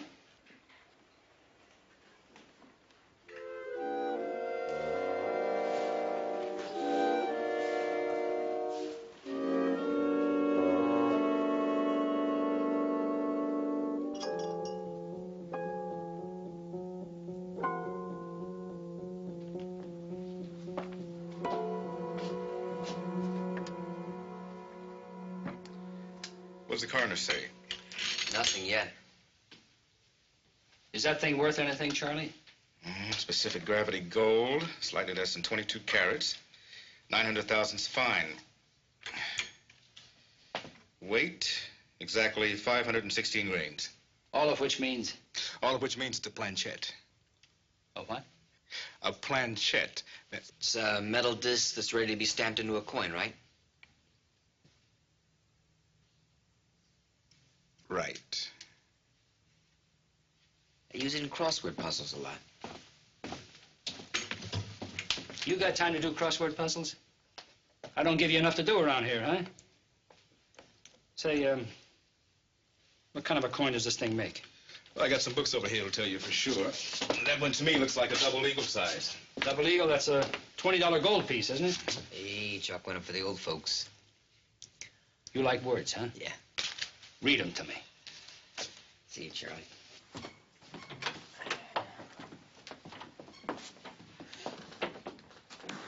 Well, there's 464 grains of pure gold in the planchette. And how many grains in an ounce? 450, isn't it? No, I think there's 480. Ah, 450. 480. 480? Yeah. Well, they must have changed it since my high school physics course. They must have. Look, no, let's not read for a minute, huh? Now, the night clerk said that the victim came in with a satchel. Right. We don't find a satchel. But we do get this little goodie here. Which ye old book here says is illegal in the U.S. except as coins held by collectors. And which could have been in that closet for years where they clean out those waterfront dives. Possible, yeah. Think we're spinning our wheels? Close to an ounce of gold. Worth about, what, 65 or 70 bucks on the international market? I think it's about that. Stone. Yeah. Yeah, we'll be right there. Looks like maybe we got something. What? Coroner said murder. Tommy.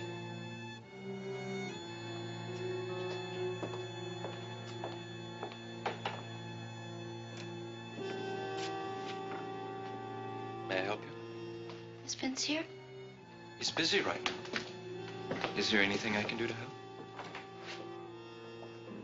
Karen, Hi. you're early. I missed you. Come, let's take a walk.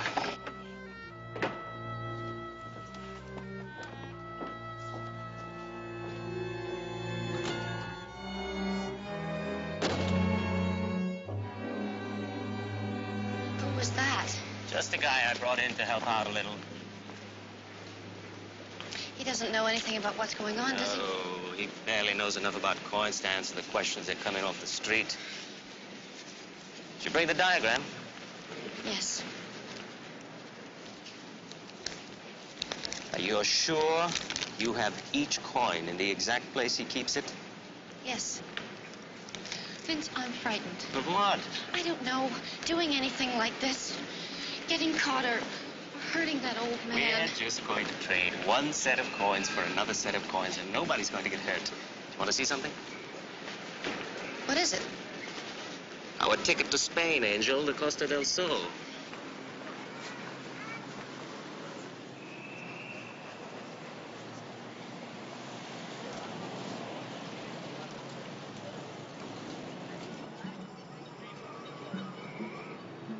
Vince, I just wish I could feel the same way as you do about it. It's how we feel about each other that counts. And having the money to do whatever we want to do together and go wherever we want to go. You really do mean it, don't you? What you said. Maybe. And the last thing in the world I wanted to do the day I found you was to make a delivery to that mausoleum. Bang, there you were. You're the best trip I've ever had. And Mr. James, Will you sure... stop worrying about that old man? He owns half of Nob Hill. And he's not going to miss what's in that case. He told me this morning it was worth about $500,000. Angel, you've seen it sitting there yourself. Now, what good is it doing anybody? It's not like robbing a bank or someone's business. Hey, I've watched people like that all my life. I watched while my father pandered to them. I swept up a crummy shop while they walked out with more than he made all year, sealed in one lousy little bit of plastic. What do they do with it? Take it home and put it in a glass case. Well, fine. Let John or James sit and stare at his eagles. I want to see the world.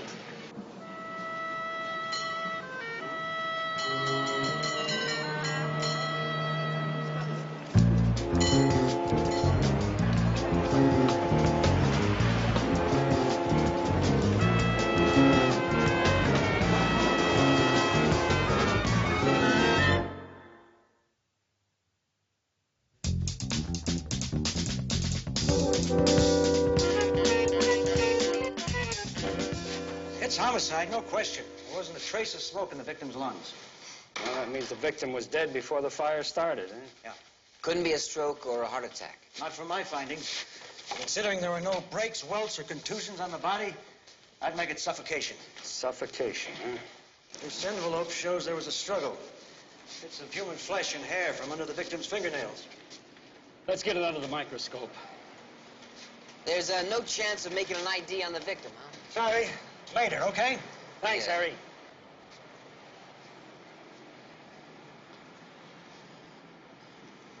Buddy boy, what does a short barrel 32 with the serial numbers filed off say to you? Pro, ice artist, maybe. And one planchette out of a satchel full, ripped off by whoever killed him? Well, a couple hundred would be worth 10, maybe 15,000, but you'd have to have the right contacts to unload them. Wouldn't be worth all that time and trouble, though, would it? No. What about the night clerk? Oh, no, nickels and dimes. This one's got to be worth more than nickels and dimes.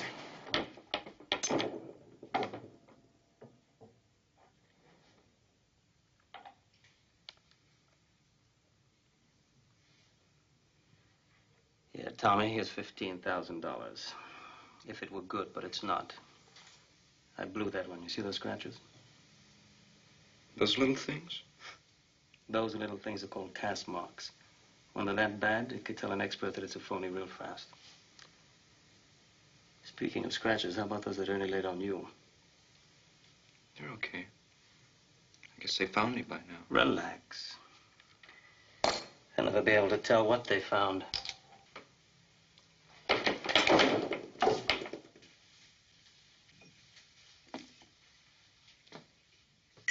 That's a strand of blonde human hair. Came from the same place the coroner found those flecks of skin on slide number 2. Is it body, hair, or face? Body, and probably his arms. And he's between the age of 20 and 40, definitely male and Caucasian. Well, that lets you and me out, Charlie. How about you, buddy boy? You willing to roll up your sleeves? Want to try to raise a few numbers? Chicken, huh? Charlie, what do you got on this third slide? Shards of rusted metal. I found them embedded in the soles of the victim's shoes. Any guesses?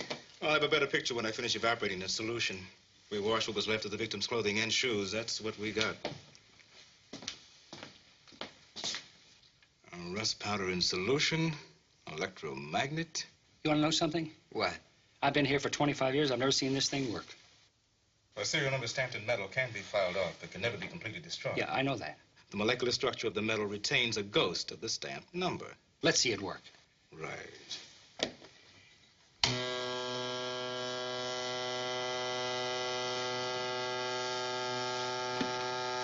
Serial number H12987.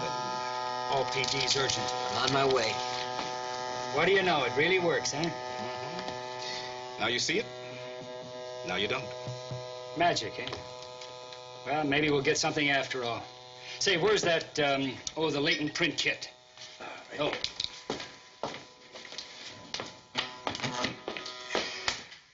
You're gonna need a 10-point match for positive ID. You really think there's a chance?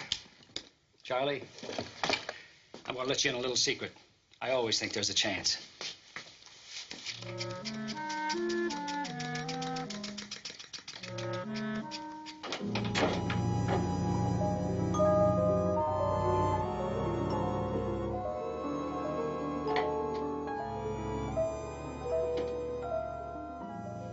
Good. Finished? For a while. My eyes get tired. How much longer? A few more tonight, a few more in the morning.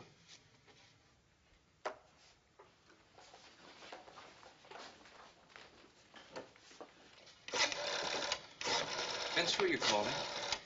Karen, Vince? I told you it was just business. I killed a man, Vince. Now, look, that had to be done. Just like my seeing Karen. Now, it won't be long now. Go inside and get some more glassine cases, and we'll seal these up. Go ahead.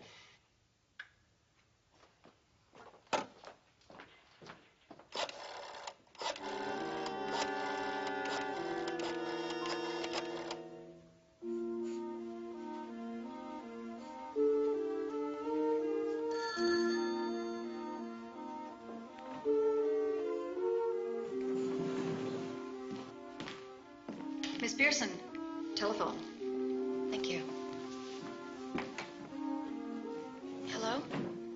Working hard? Oh, I was afraid you weren't going to call. Oh, big call tonight. I'll be finished in the morning. Tomorrow? I'll tell you what time. But I gotta go now. Love you, baby. I love you, too.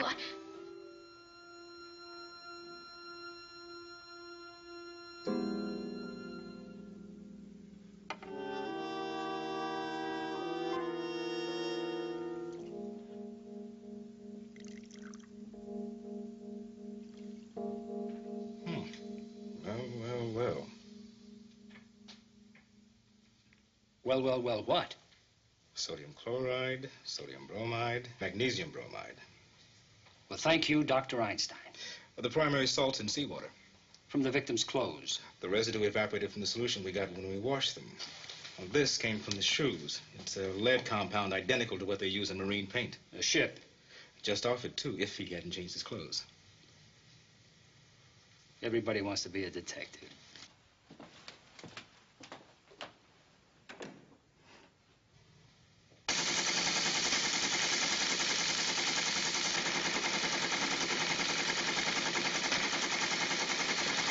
San Diego made the serial numbers in the 32.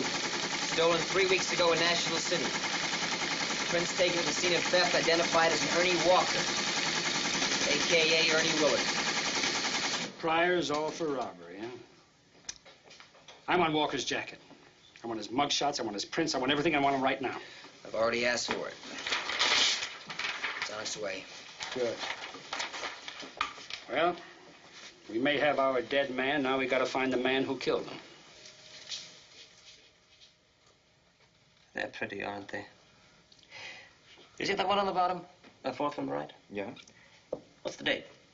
1907. Uh-huh. Does that look any different from the rest? They all look the same to me. Well, that one's worth $22,500, Tommy. Real rare piece of change. We're going to be rich, huh, Vince? Yeah.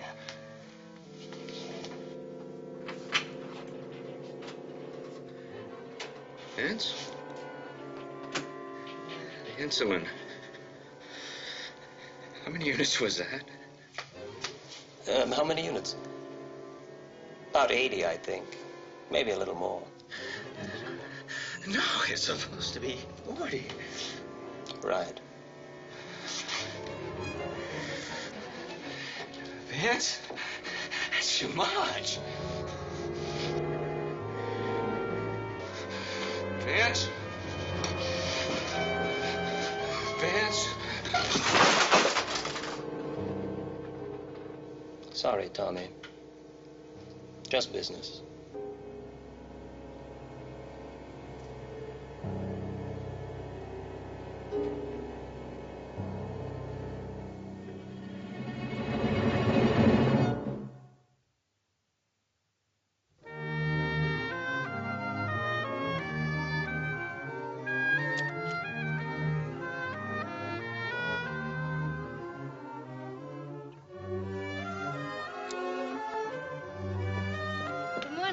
Morning.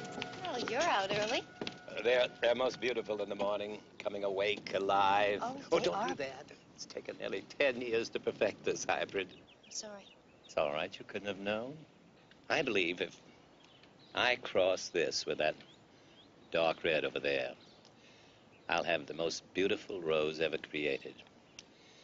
A deep, deep red with just a tinge of yellow in the throat, the look of velvet. A true queen, like no other on earth ever before her.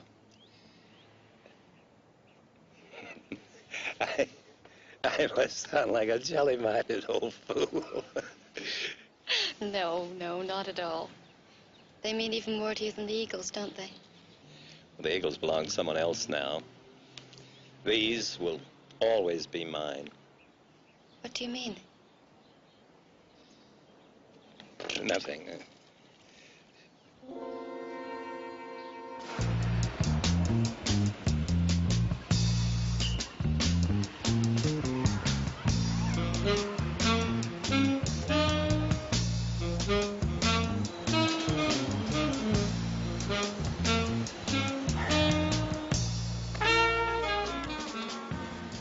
so good I always eat too much. Yeah. Yo. Yeah, how much do I owe you? Forget it. What do you mean, forget it? Somebody give you a raise in salary that I didn't You authorize? forget it. You don't owe me anything. Okay, thanks, big shot. You're welcome. You like talking or you still thinking? Oh, I'm sorry, buddy boy. You know that partial that we lifted from the 32? That proves that this Walker is the guy that we pried from that hotel room, right? Right. He did 2 years in Nevada for grand theft. Completed his parole right here in this city. His last address was San Diego. Right. Well, is that all supposed to add up to something? Just that he's a thief who lived here. The last time he was known to be alive was in San Diego, which is as close to Mexico as you can get. Mexico? Mm-hmm. And that's a big, big gold producer, right? Skipped across the border, picked up a satchel full of these, surfaced here. And he was on a ship? We didn't buy a ticket. Stowed away on a freighter. Bribed a nice, cozy berth and steerage. You know, it's true. What is? What you always say. You work long enough as a cop, you start thinking like a crook. Then you must know what else I'm thinking, huh, buddy boy? A counterfeit operation. That's right. But if you're dealing in counterfeit coins, especially gold coins, it's a very special market. A collector's market. Right, and those guys can tell a phony. Or buy from a dealer who can. Yeah. We're gonna need an expert. I'll tell you what, I'll call a numismatic society and get us one. The what? The Numismatic Society. I know. I know. Coin collectors. Very good. I worked a few crossword puzzles myself, you know, buddy boy. Unit 8-1. Unit 8-1. 902 to Crime Lab. Unit 8-1, 10-4.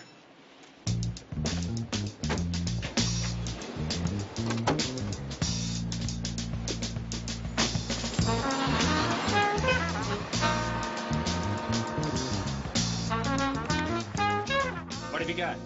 I thought you might want to look at these. Who is it? Harris and I are working on it now. Body washed up by Hunter's Point this morning. Probably in a bay all night. Johnson saw the pictures. Thought it might tie. Blonde. Oh, age is what, between 20 and 30? This our killer? I've got a workup in progress now. You got any ID? Negative. Even the labels were stripped from the clothing. What killed him? The coroner says an insulin OD. Did you get a set of prints? In the works. Let me know when you get a make. Right. Thanks, Charlie. Hey, maybe you're in the wrong department after all.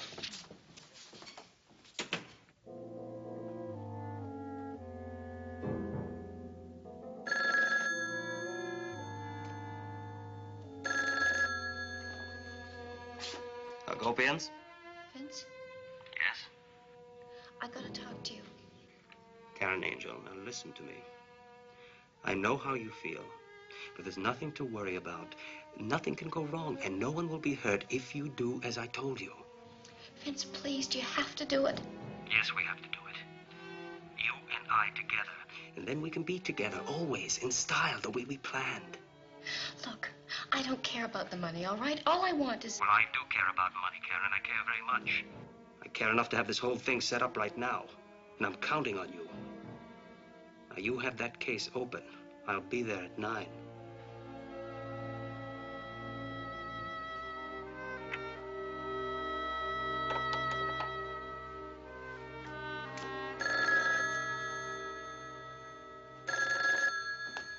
Yes. Yes, this is Agopians. Well, I suppose so, but can I ask what this is about? Okay, okay, I'll be there shortly.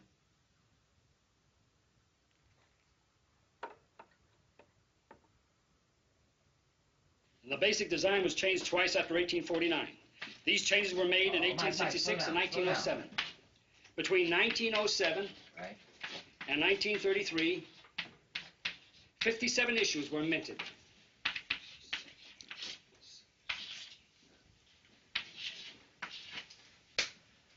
Terrific. Wonderful. Only 206 possibilities. 206, huh? You know, if I was going to counterfeit coins, I'd go for the rarest issues. Now, here's one. 1907. Check that out. $22,000? 22.5, and that was 11 years ago. For one coin, I gotta get into this. It's another world. Yeah. Yes, come in. Lieutenant Stone? Yeah, what can we do for you? Well, I believe it's the other way around. You telephoned me for some kind of assistance. I'm Vincent Hagopian. Oh, excuse me, I called you. I'm Inspector Keller. How do you do? This is Lieutenant Stone. Lieutenant? Yes, how do you do? Hope I haven't kept you waiting too long. Not at all. We appreciate your coming. Why don't you sit down? You want some coffee? No, thank you. I was told your shop deals with a lot of collectors of the Double Eagle. Well, yes, we dealt quite a lot with them in the past, but not so much anymore. They've got too expensive. Yeah, we were just looking at some of these prices. Incredible. There's one coin here, 22,500. You see? Sure. Oh, yes, Sangodens type. It's extra high relief. It's sold for 22,500 in Chicago, 1963, I believe. But I take it you gentlemen have some special interest in eagles. Well, we have reason to believe that we're looking for a counterfeiter. Counterfeit eagles? Well, that sounds like a very complicated operation for a very limited market. I mean, I don't see how anyone could expect to pass them through a dealer without being discovered. Well, that's why we wanted to talk to you. You see, we'd like to have a list of names of all the collectors in the city. Yes, it would take a little while. Well, we think the counterfeiter has about 100 of those planchettes, and he's had them for about 36 hours. Now, would it be possible for him to have stamped all the coins by now? Yes, I suppose so, provided he had the die and the press already available. Well, that could mean he's ready to make his move. Excuse me, Lieutenant? What exactly did you mean by his move? Well, you just said that it would be almost impossible to pass them through a dealer without being discovered. Yes. But how many collectors stop to look for minor imperfections once they've owned that rare coin for several years? I see. You mean a switch. Transferring the counterfeit coins for the authenticated ones, and then selling those somewhere else where there's no risk of detection. Sounds possible to me. How about you? Sounds ingenious. And terribly important for someone in my field to help you to stop. But, Lieutenant, you'd want more than the names of collectors. You'd want a list of all the issues that would be most likely passed. You see, they'd have to be either proof or uncirculated to command any kind of price. Well, what about this 1907 coin, for example? Oh, no, I'd rule that out. That's too rare. Well, can you give us issues that you can't rule out? Yes. Be quite a lot. And about the collectors, I'd have to check my records in my shop to compile that list. Well, we'd appreciate anything you gave us, Mr. Hagopian. Would be my pleasure. Thank you. Thank you. Good day. Good day. Good day.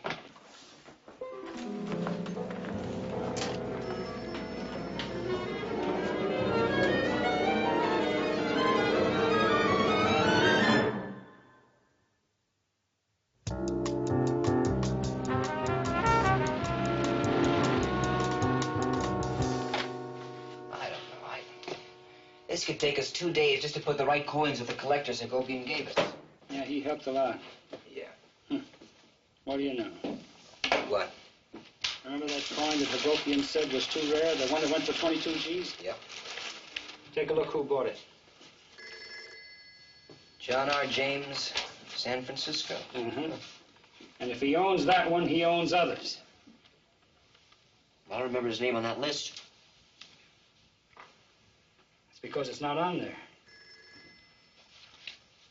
Well, how could he forget a name like that? You know, I think that's worth asking Mr. Hagopian himself.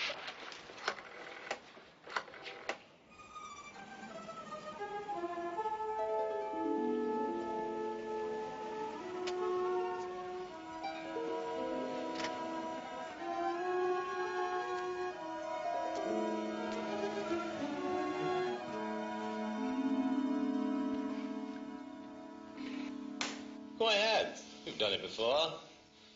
As distasteful a duty as I have burdened you with over the months, it seems. Go ahead. You said this morning that these don't belong to you anymore. Have you agreed to sell them to someone? What I said this morning is not for publication. What I'm going to tell you now is... This coin was minted in 1907. It's the most expensive double eagle ever on the market.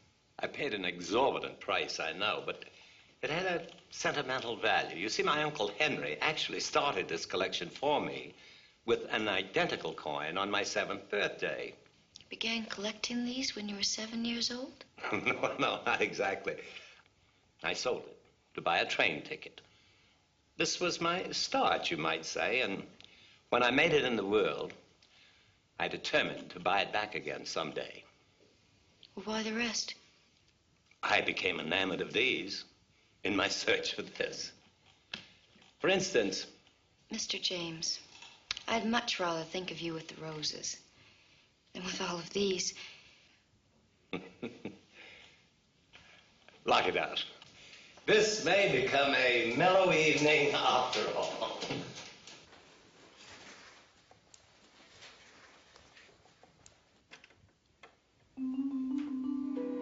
All set? Yes. Let's break out the brandy.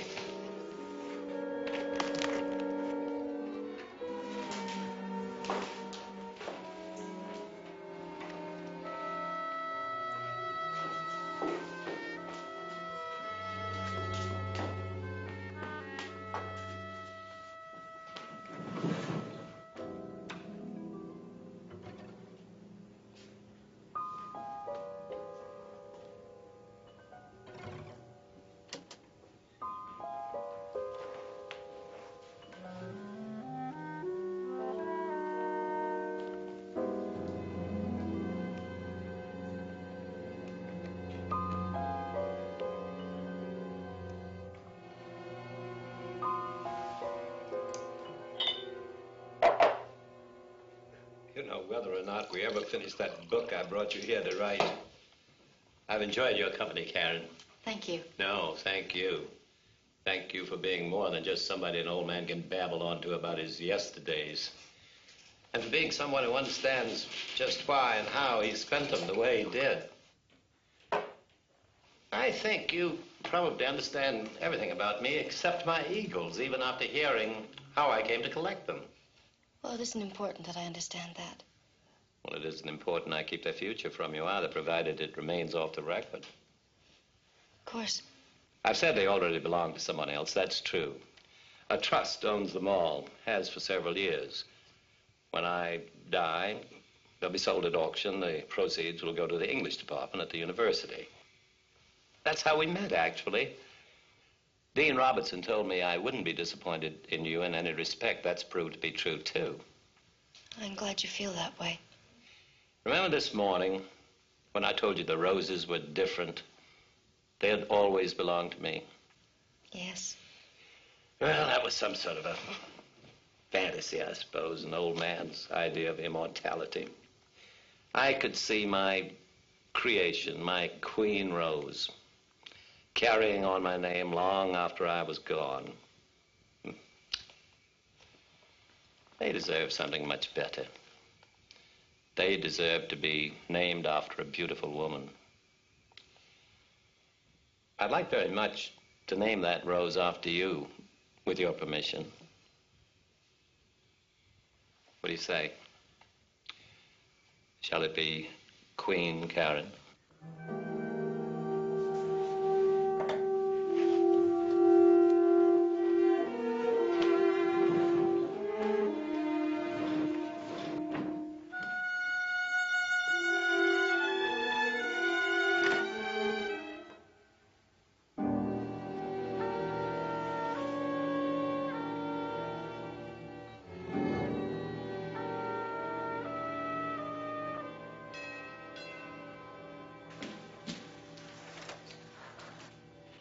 Good evening.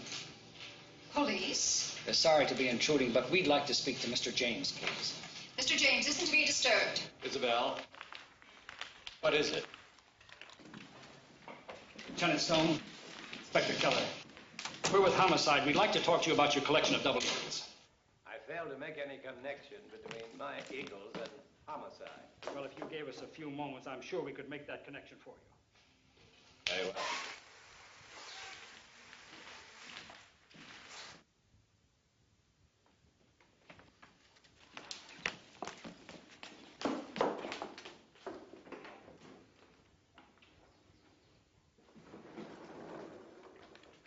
This way, gentlemen.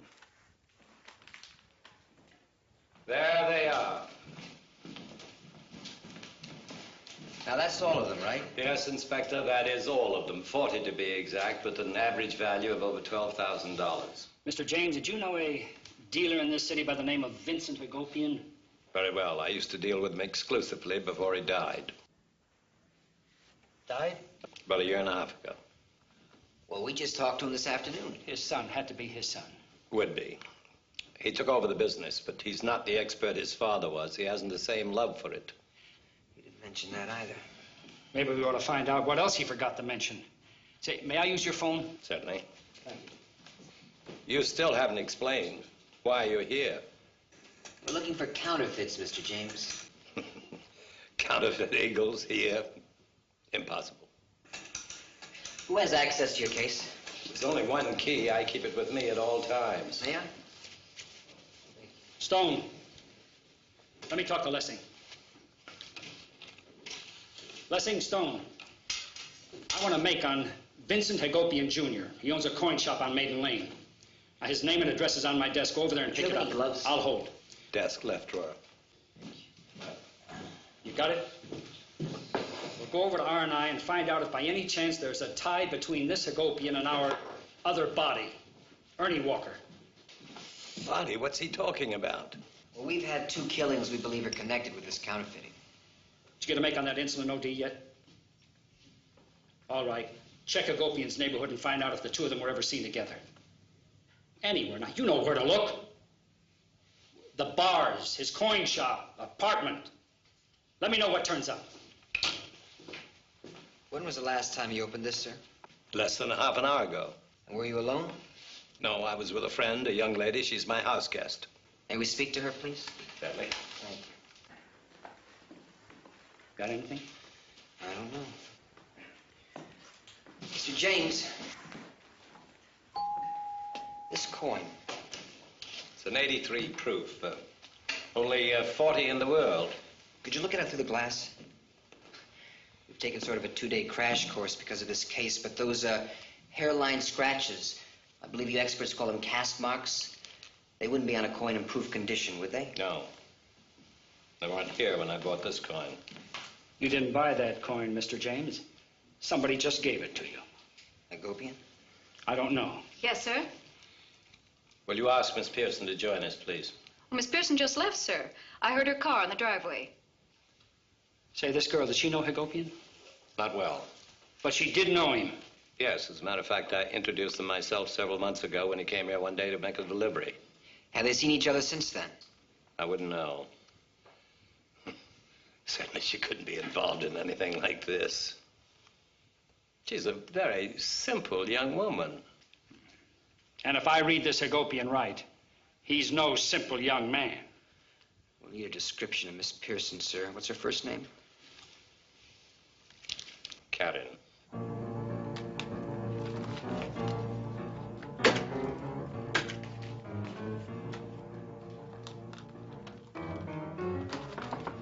Vince! Vince, open the door. Vince! What are you doing here? I told you to wait for me. The police came. The police? Yeah, we were wrong. Look, we gotta take it back. Never mind, never mind. What did they want? What did they say? I don't know. I left as soon as they came. Help me. Let me get these mails. Vince, stop.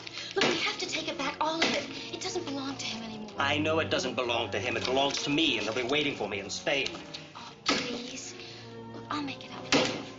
We don't need this. I'll tell you what I don't need. I don't need you. Your whining mouth or your pawing me anymore.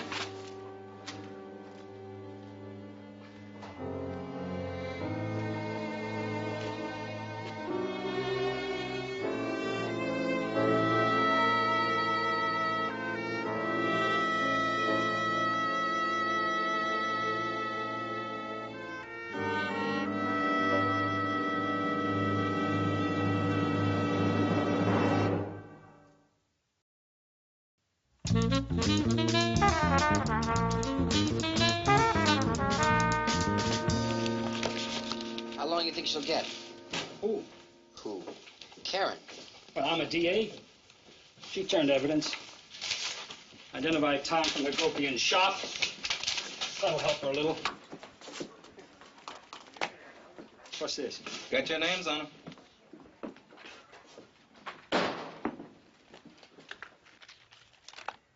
In appreciation, John R. James. Silver dollar.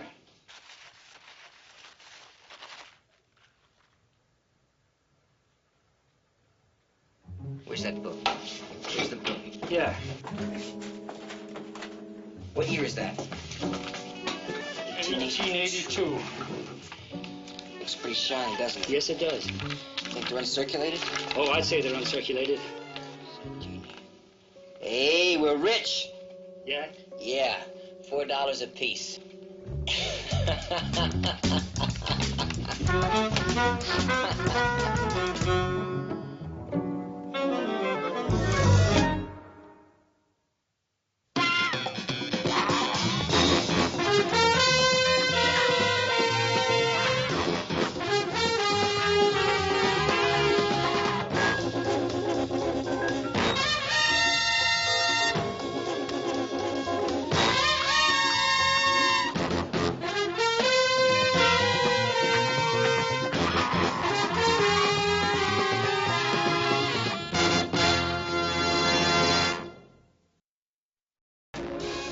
Special guest star Eileen Heckert.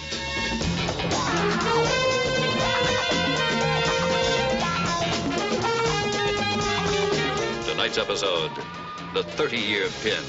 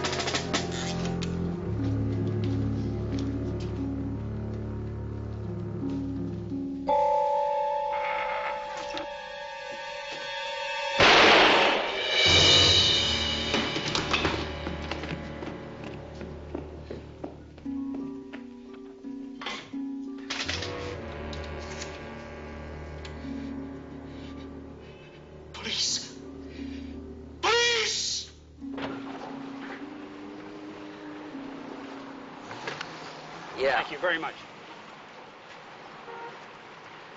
Why didn't you press him? Nah. After all the favors you'd done for him, the least he could have done was answer a few questions. Well, maybe he didn't have the answers. I'm telling you, he was waiting for you to press him. Some other time when I really need him. Why is it? Everybody always owes you a favor and you never collect. Look, are you going to talk or drive? Unit 512, we have a 211-217, 2944 Columbus Avenue. See the man. 54 rolling. Columbus Avenue. That's Charnovsky's beat. Charnovsky, your old buddy? Uh-huh. Well, let me ask you something. When Charnovsky was breaking you in, did you Unit do... 12, Unit 44, proceed code 3 to 2944 Columbus. 2170. 2170. Somebody shot Gus? Come on, move it.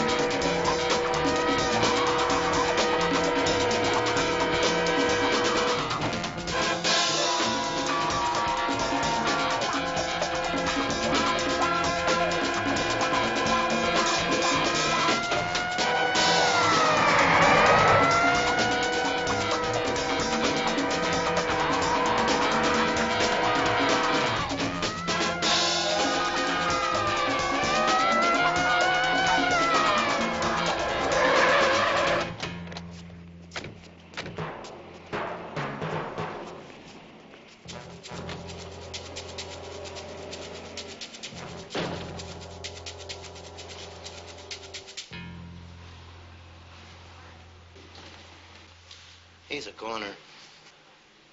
Like hell. Now you put him in that van and get in here and move it.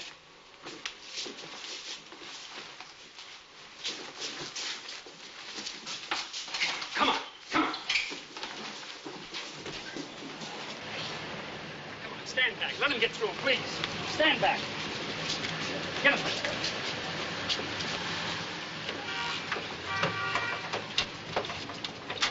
Listen to me. Get the robbery detail and have OIE report to me at the hospital. Pick up Stella Charnovsky and bring her too. Mike, they said he's dead. He's alive. He's gotta be.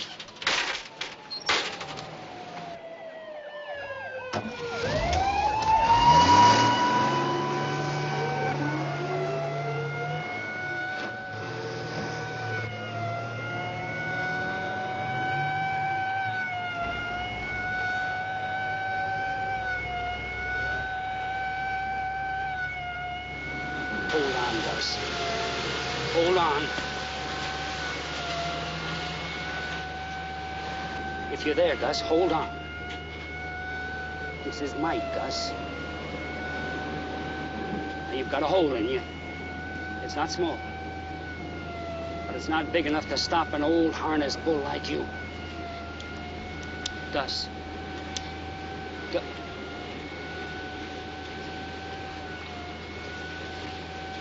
You're alive, Gus. You're in the trauma van.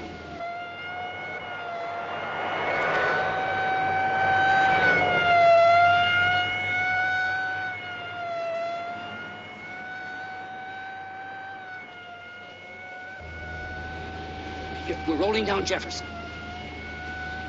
Now, we'll have you on that table in just 3 minutes. You hear me, Gus? And you give those fellas an extra 5 and they'll fix you up as good as new. You know that, don't you?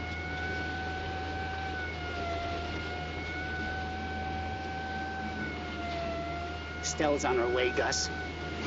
She's not gonna let you get out of that trip you promised her.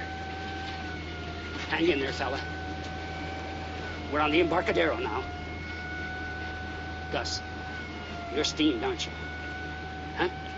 You're steamed at that punk who shot you. Market. We just crossed Market, Gus. 1 more minute. You hear me, Gus? 1 more minute. And then you'll take a few days to recover, and I'll wheel you into that banquet room in a wheelchair. Then you'll pick up your 30-year pin sitting down. Brian, Gus. Here we are, Brian. Gus. Gus, it's your buddy. Stell's on her way, Gus. Potrero, Gus. We're here, Gus. Gus. Gus, we're here. You hear me?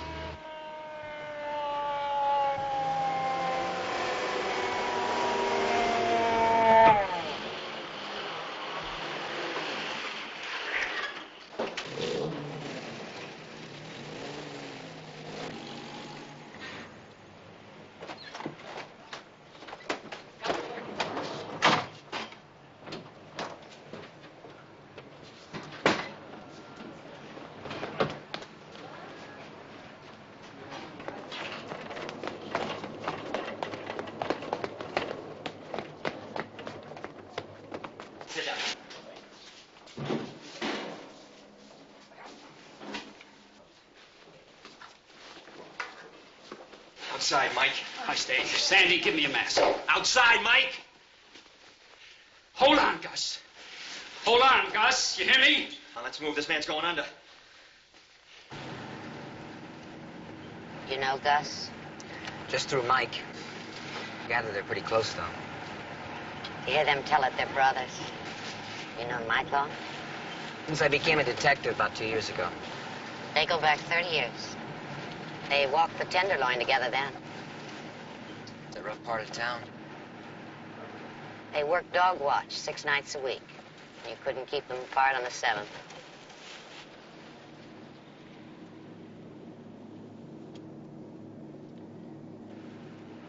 They do miracles with that trauma unit, Mrs. Charnovsky. Really. Thank you.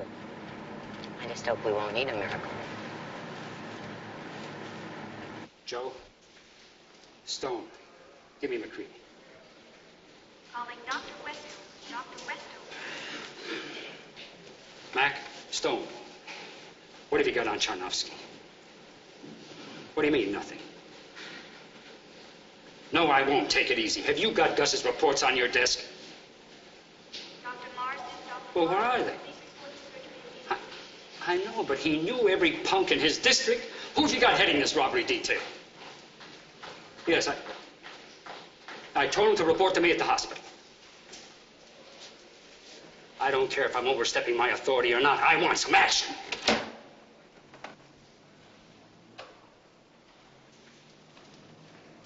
Well, he's alive. He's hanging by a thread, but he's alive. I heard what you did. The steward told me he was a sure DOA, but you kept him with us. That's a lot of baloney, and you know it. Whatever happens, happens in there. I thank you for it. Well, I think he heard you. Mr. Charnovsky? Yes. He's not in good shape by any means. He has a hole in him. Needs a lot of blood. Will he live? Well, he's responding, but I can't make any promises. Thank you. Excuse me. Mike.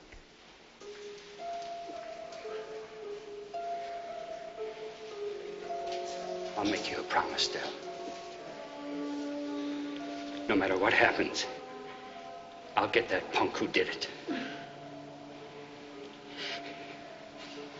Come on, sit down. Let me get you a chair. Take it easy. Relax. And if you need anything, Steve will get it for you. I'll be all right. There's Dell. He said he'd be here. Wait, as soon as he could. He's already had half an hour. Mike, he's here. Hello, Mike. How is he? Not good. What have you got? Let's see. Well, the suspect is 5'10", 5'11", weight about 150, Caucasian, approximately 30 years old. Tan shirt, dark trousers, dark shoes. Entered the shop in the rear. Pulled the gun on the owner at approximately 4:40 p.m. Wore a stocky mask over his face. Took $324 cash drawer and $110 in Beeman's purse. Officer Gustav Charnovsky entered the shop in the rear, approximately 4:45. Suspect fired at the officer, then he fled. Beeman couldn't give us any more. No jewelry taken? Well, then how'd they get away? The back door, the front door, run, walk, vehicle? We're still checking, Mike. I've only got 2 men. Well, no good, Roy. What do you mean, no good? You got nothing. Come off it. Come off it. I'm coming on it. I'm taking this case. Wait a This minute. one's mine, Roy. And don't say it. Don't say a word. Don't say that I'm overstepping my authority. And don't say that you've done the best job you could so far, because you did nothing. A rookie cop could have gotten more information than that. Well, how much time do you think we have? Let me tell you something, Roy. If this punk gets away, it's because you blew it. What do you come off anyway, Stone? Somebody appoints you commissioner overnight or If you something? don't like what I'm doing... like what you're doing? That's right. If you I'll tell don't you. like what I'm doing, then you just file a complaint.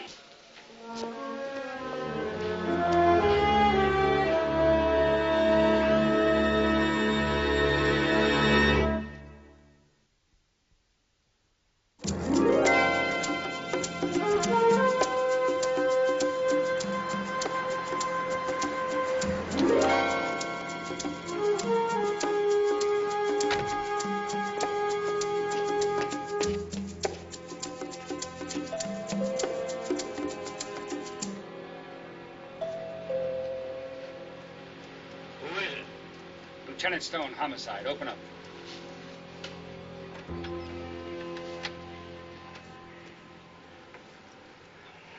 Can it wait till tomorrow? I'm not a young man, and after what happened today... What happened today might have kept you from getting any older. If the best cop in the city hadn't laid his life on the line.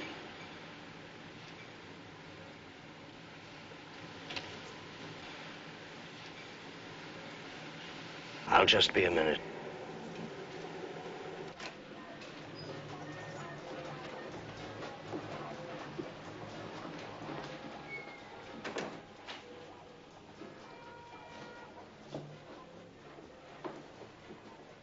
I told you robbery people all I know. Where were you standing when that punk came in?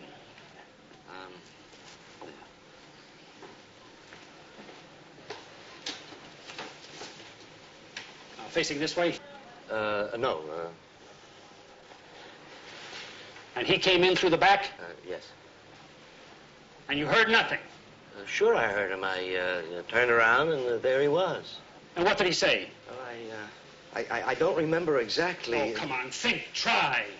Well, I think don't move and don't reach for anything.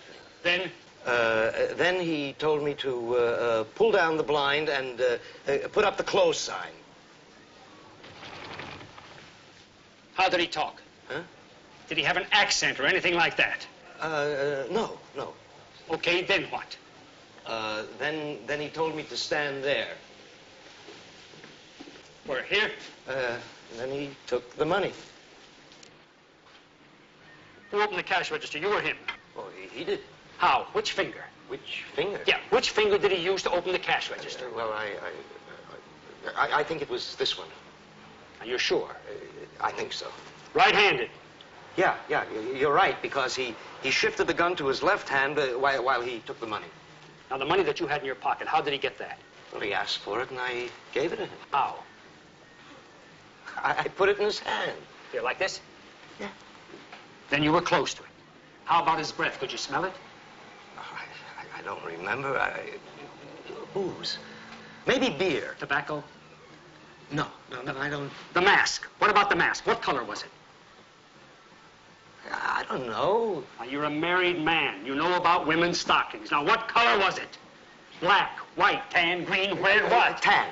Light or dark? Light. And what about the toe and that band around the top? How should I know? All right. You say he was in a shirt?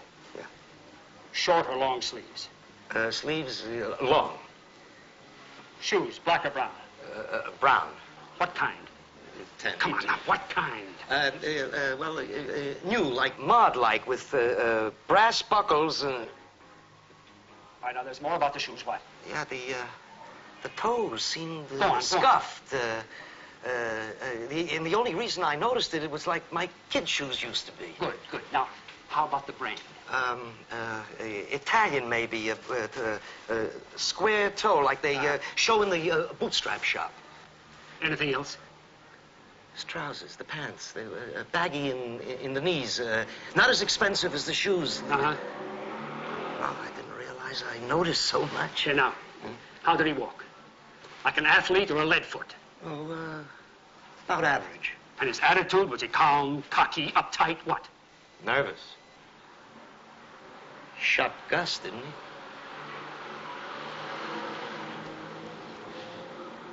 Yeah, mustache? No mustache. Sideburns, maybe, I think. Good, Joseph. Come on, let's get you home. I hope I was of some help.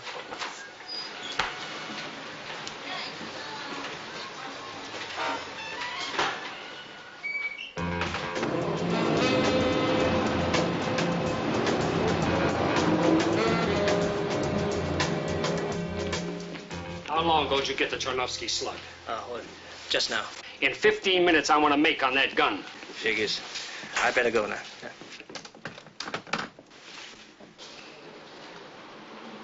Hey, Mike. We gotta talk. I run this to the computer. Fine. Now listen. No, you're right, Lloyd. I was way out of line. But a policeman's been shot, a brother. And there's some born scum out there who's laughing about it right now, and I want to see him nailed. Yeah, I understand. I just want to make sure that the law stands by a man who spent his whole life trying to make it work. Well, okay. You call the shots, and I'll tell them alone. Thanks. I'll see you in the stands.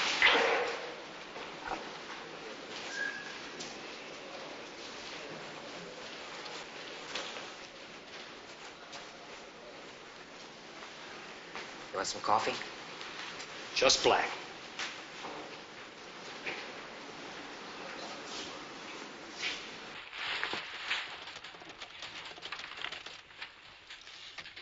Wiley, the car.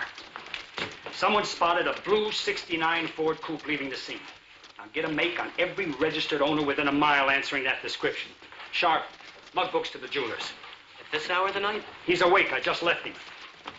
Now get the car witness and anybody else in the neighborhood who may have seen anything and have them here at 8 a.m. looking at the mug books. Lessing, I want you to check ballistics against gun sales. Oh, yes. Pick up 6 more men, recanvass the whole area. There must be more eyewitnesses. Right. Here. Thanks. What do you want me to do? Here, take this.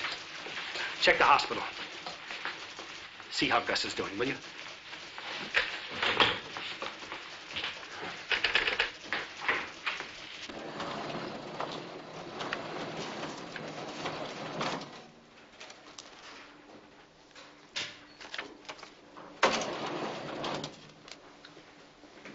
Oh, my car just came through, so I punched up a couple of dozen junkies, ex-cons, and all-around losers in the neighborhood. We're checking everything, Mike. Yeah, thanks. Mike? Are you all right? Mike, Gus is conscious. Take it easy, Mike.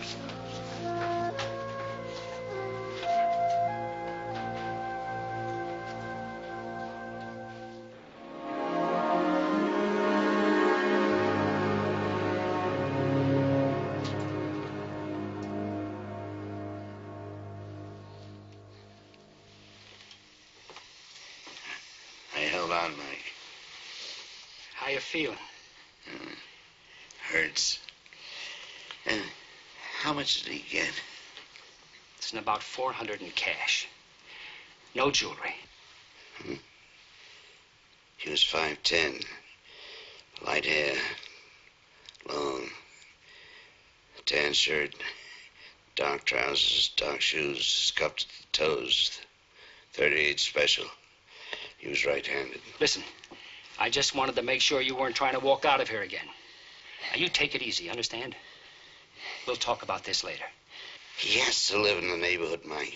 This was a seat-of-the-pants operation. A junkie? He didn't feel like a junkie, but why else? Why else would a guy rip off $400 in cash and not touch a case full of jewelry? Yeah. That's for my noodle. You got to trip the plan.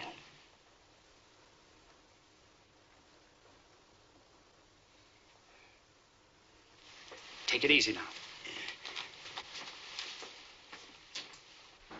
Oh, Lucas. I'm sorry. Where have you been? I've been leaning on that bell for 5 minutes. Charnovsky's here.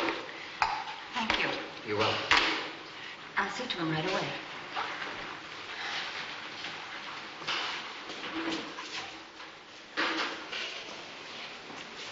My friend, you're blowing it. Are you trying to tell me something? Yes, I'm trying to tell you something. Somebody's getting... Mike, how many times you try to tell me that finding the truth's a head game? You gotta keep your fists in your pockets, your feelings out of the way. Come on, let's go. Look, I'm with you. Anywhere, anytime. But I gotta know what you're doing. And what's more important, you gotta know what you're doing. Now, this isn't like you, Mike. I mean, you've always got to plan some form of action. Well, if you got one now, let me know about it. Don't just send me off to run errands. You're a bright boy. Be bright enough to read me and stay out of my way on this one. You can do this alone, aren't you? Then give me the keys. Oh, Mike, come on. Give me the keys.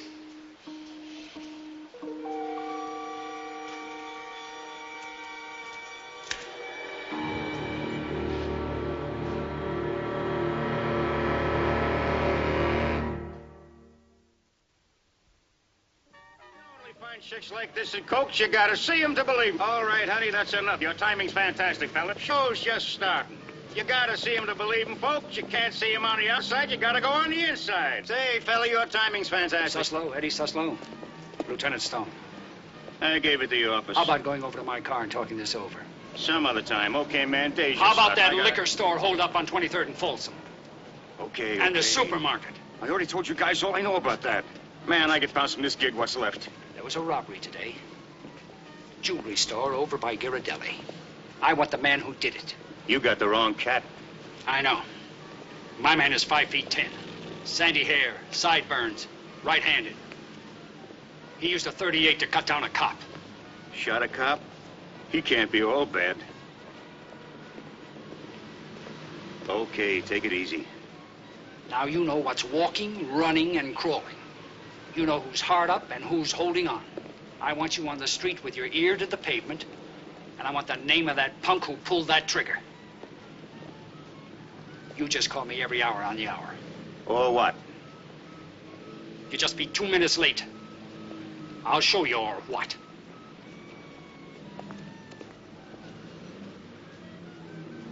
Cokes is the place, folks. The home of the blue movies. You gotta see them to believe them. You can't see them from the outside. You gotta step on the inside, folks.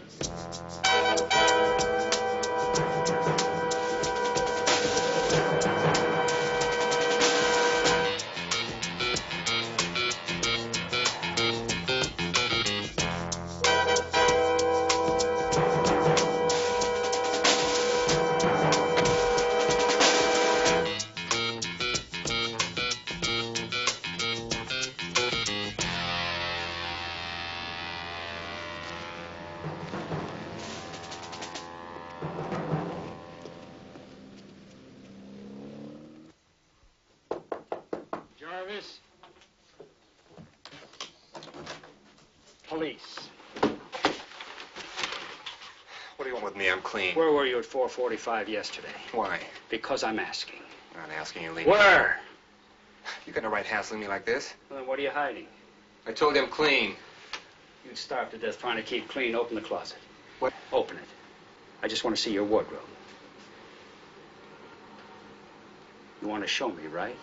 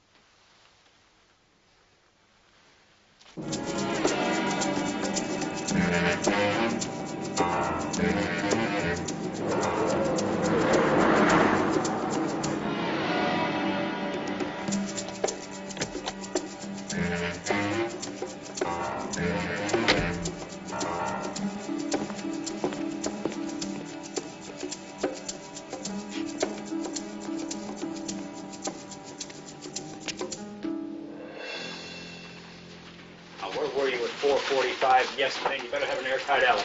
Can't take nothing. You got no right taking that. Give me that gun. Gun, I got no... Come on!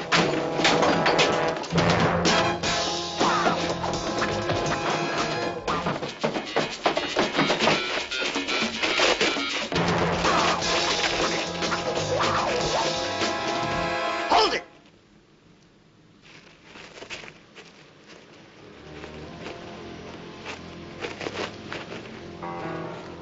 Over there.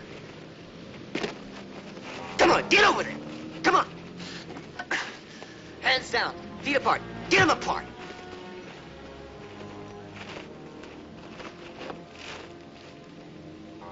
He's clean. He's got 3 counts of armed robbery, and that junk downstairs is a fresh buy. Bring him here. Come on. Go. Come here. Move.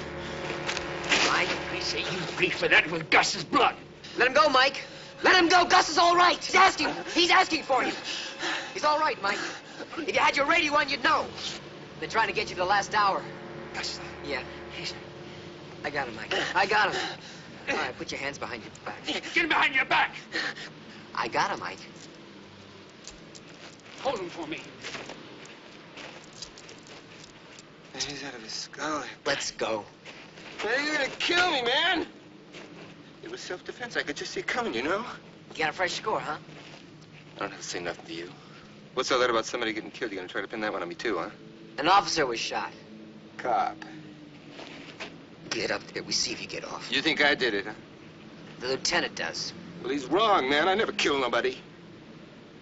You said something about a time. What time? Yesterday, 4:45.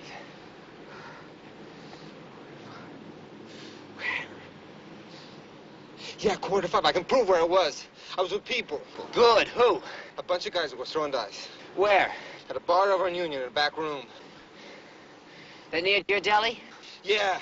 That's where the guy got killed. Now get up there. No, man. Come on. I'm leveling. I never left that game, I swear. Well, you better hope you can get somebody else to swear, or you're in a lot of trouble. Come on.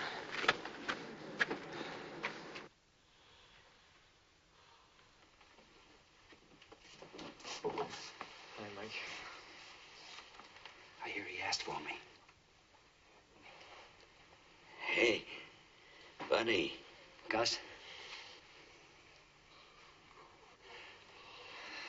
No one asked for me?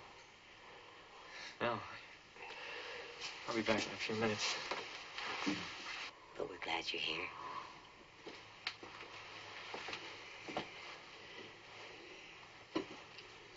Give us a minute. I'll sell. Okay. Sure.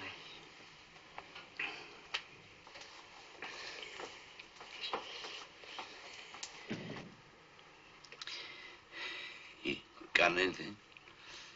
I think so. Good.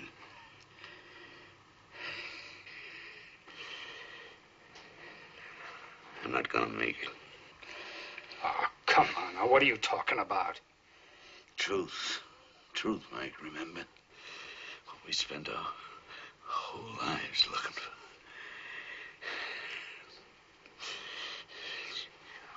Checking out. Nah. Listen, Gus, you're just tired.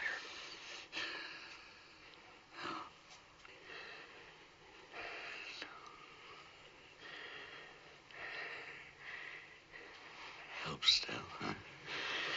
She thinks she can handle it, but she can't. Funny. You know, it makes me feel easier some way, knowing.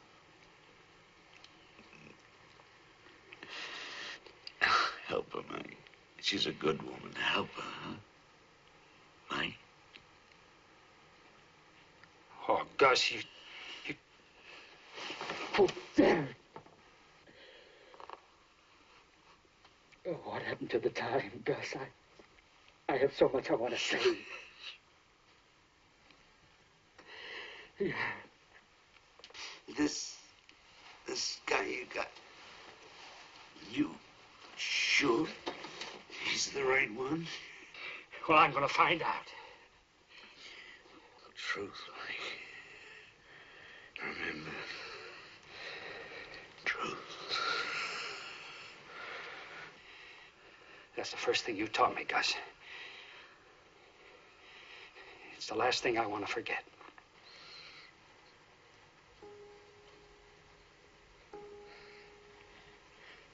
Catch Sal.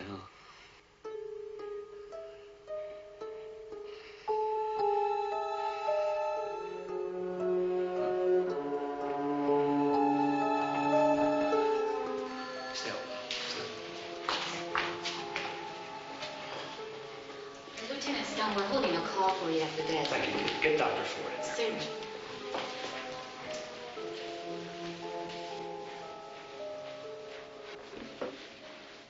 Yeah, Stone. Mike, I think we got something. Jarvis? No, he can prove he didn't do it, but his proof turns up some names and maybe a motive. Now, when Gus got it, Jarvis was shooting craps at a dive on Union Street 5 blocks away. With 6, maybe 8 guys, right? Now, get this. One of the guys was losing big. He taps out and splits. He comes back in less than half an hour with $400. What? That's right, $400. And the scuff shoes. Remember those scuff shoes?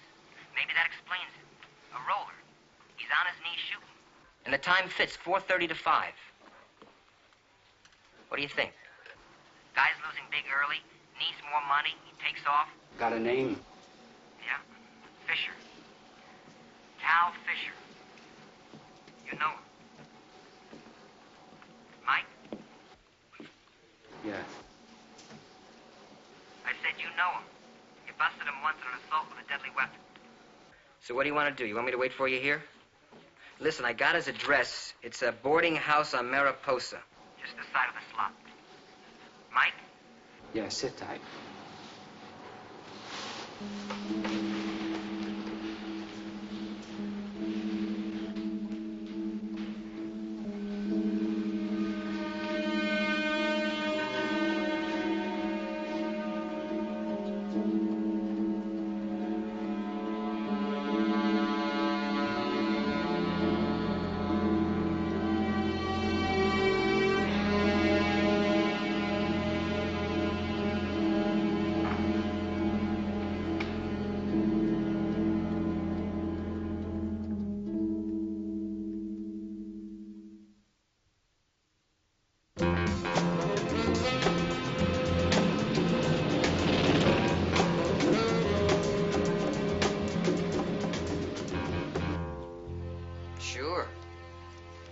Understand, right? Of course. As soon as he comes in, Mr. Suslow, I'll tell him. Right, okay. Thank you. Who's this Suslow? Some guy Mike pumped, and he must have done a heck of a job because this guy sounds off like an alarm every hour on the hour. Anything? Nothing. What about that name Jarvis gave you? I gave it to Mike. Where is Mike, anyway? Well, I know he should be here by now. I called him at the hospital about 20 minutes ago. Gus Charnowski died about 20 minutes ago. Yeah. Mike ever talk about Gus? No. Good cop, Gus. Helped Mike Stone be a good cop, too. What do you think it is makes a guy stay on the beat that many years? Well, the beat's the best duty on the force. If you're big enough and strong enough and smart enough to hack it. Charnowski hacked it. Mike comes in and asks him to stick his head in, will you? I don't think he's going to come here, Roy. Why? Well, you know how he's been acting, and I know how I'd feel if it was Mike. They just put under a sheet. And I think I blew it because I just turned him on to the name Jarvis told us about, the guy we're looking for. No. He's too experienced. He's not going to get himself wasted. What's wasted if he cuts down a guy he should bring back alive? Maybe you better give me that address and you get rolling. And I'll get back after this. That one.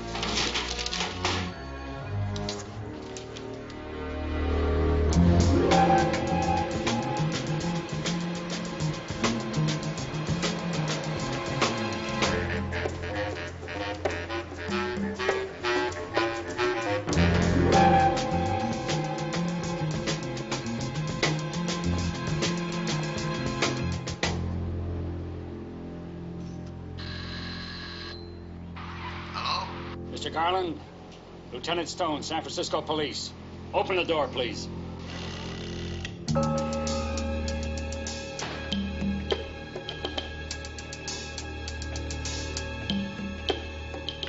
Get back in there.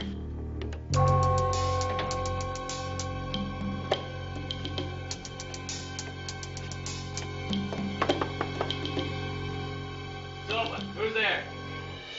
Police, Mr. Fisher.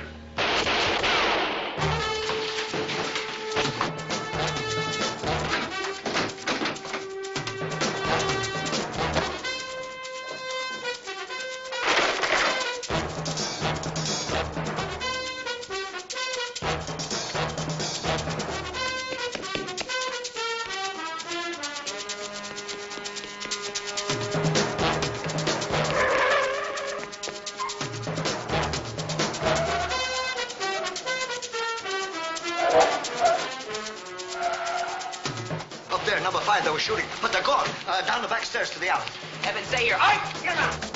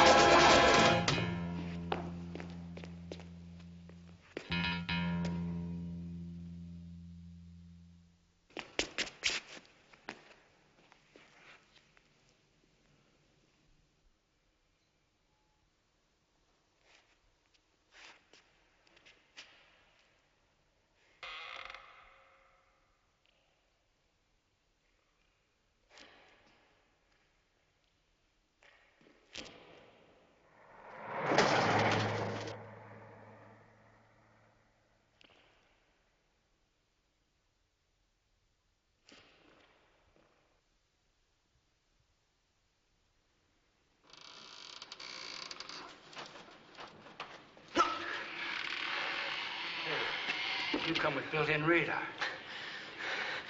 I can hear you running. He's in here somewhere. And the next couple exits sealed off.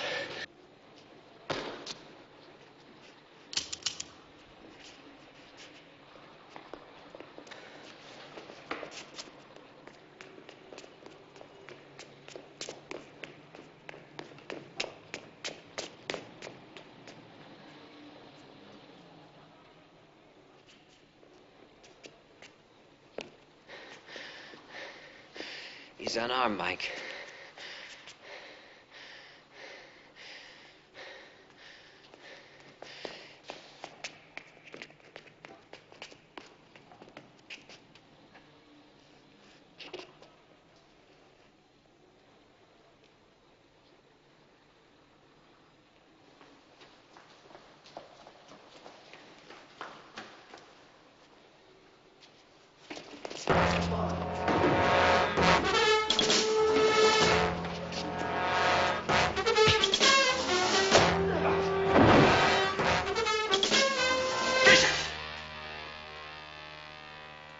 You just do that.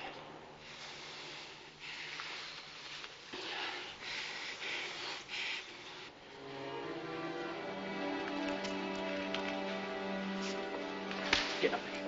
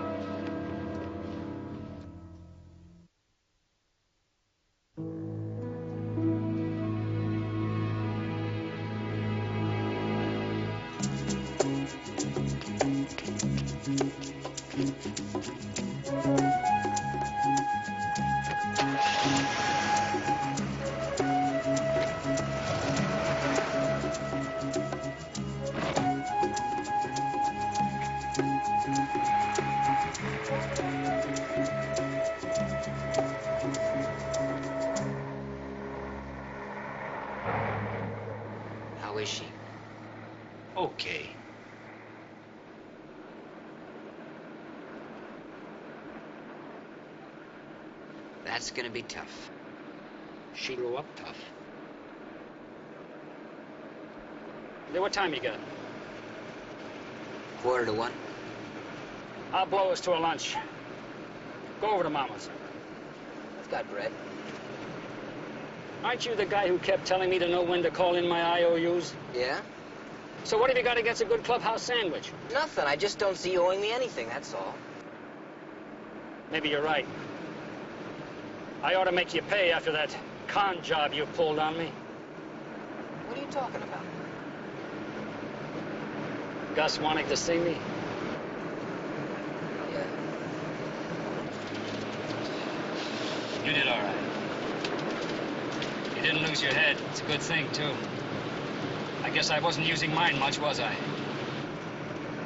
But you had reason. Nah, I was way off base. Don't ever let me catch you off base that far.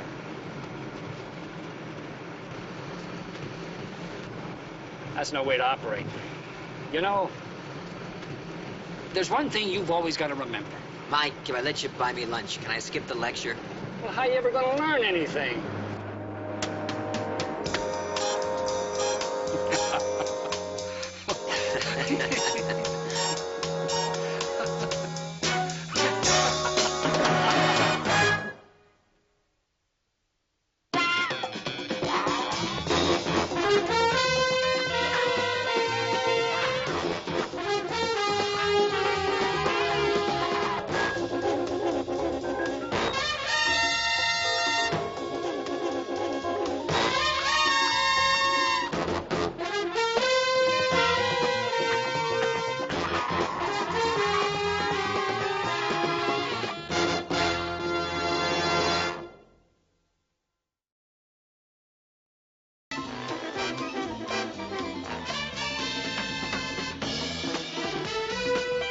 Tonight's episode, let's pretend we're strangers.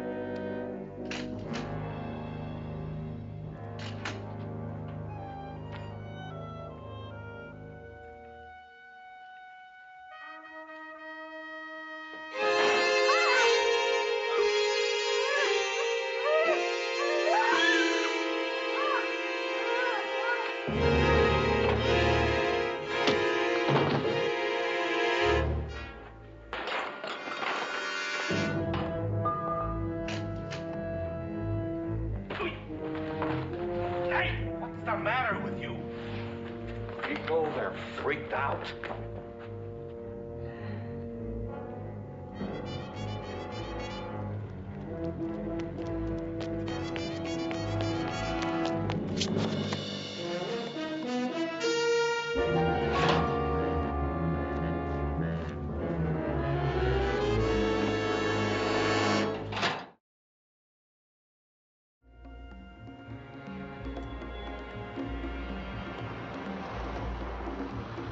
That guy looks familiar. Let's trail alongside him, will you, Charlie? Yeah, I know him. I picked him up about a month ago on a 459. Hey, Billy! Let's take him. Oh, Billy! All right, up against the wall. Assume the position. Okay, turn around.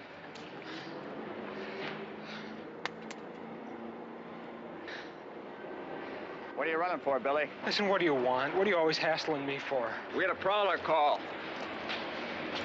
Some guy over at Linwood Avenue. You know, pal, you fit the description. Let's go.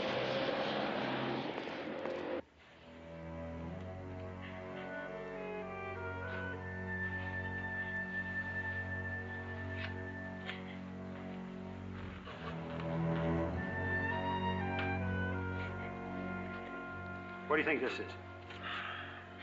Patch pocket from a work shirt, mate. Yeah, what have you got?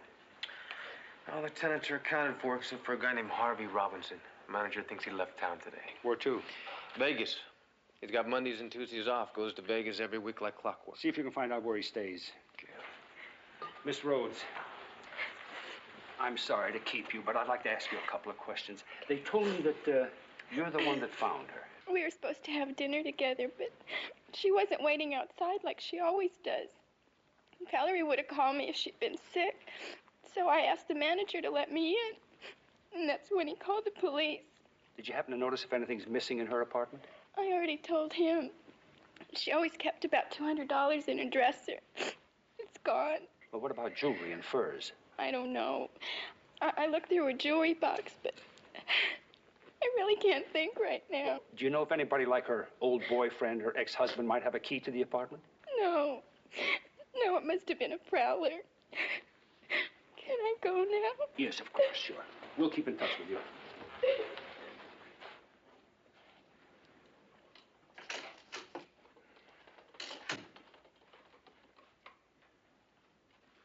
Mike, got something for you. Missing tenant? Not yet. Here, take a look at this arrest report. No, first things first now. What about Robinson?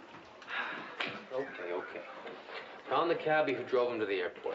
Picked him up about 6:30 p.m., which is near the time of death. I called the Vegas police, and they're looking for him. Now, will you look at that report? Give me a chance, will you? Never mind, just listen. This afternoon around 6 o'clock, robbery got a prowler call. A patrol unit responded and picked up a kid named Billy Martin just a couple of blocks away. He had $200 in cash on him.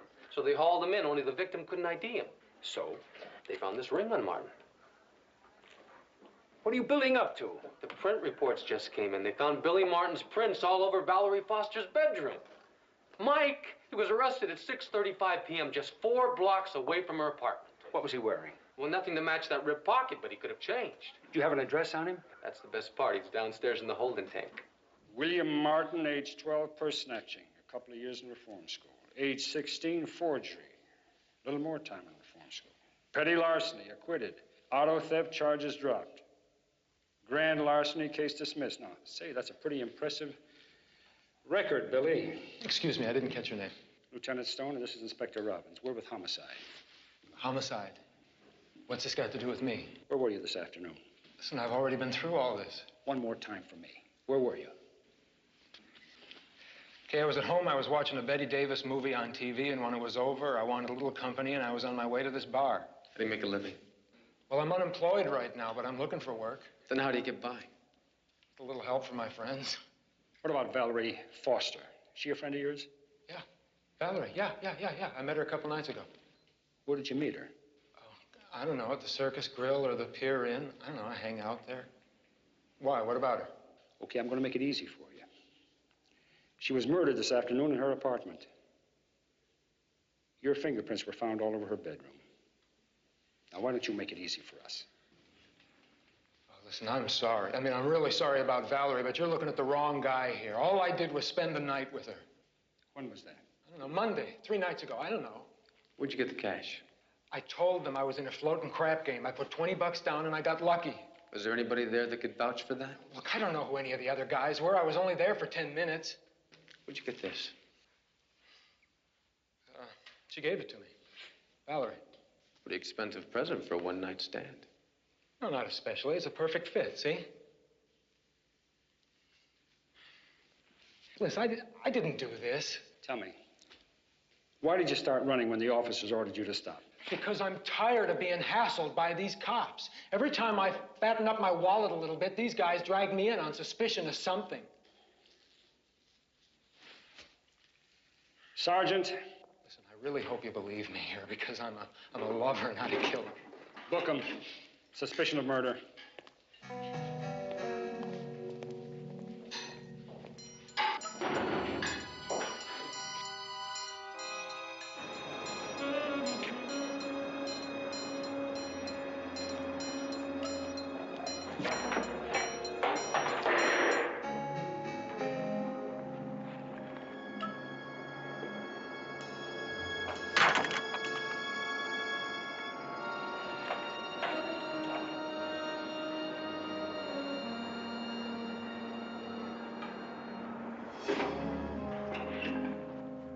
Martin? Hey, Counselor, baby. When's the prelim? Monday. You think you can get me back out on the farm this time, Miss Harper? I'll see what I can do, Earl. All right. I'm Susan Harper, your attorney, public defender's office. Have you ever handled a murder case before? Too many. Now, William, tell me, what have they got on you? Oh, nothing. See, I met this girl in a bar, and I spent the night with her, and that was it. Have you got an alibi? Well, not a very good one. Have you got anybody who can testify for you? Employer, character references? What about your parents? I don't even know who they were. William, if you're guilty, I'll see that your rights are protected all the way down the line. If you're innocent, I'll fight for you as hard as I can. But I must know the truth. Now, okay, I've done a few things in the past that were wrong to survive. But I couldn't kill anybody. You gotta believe me.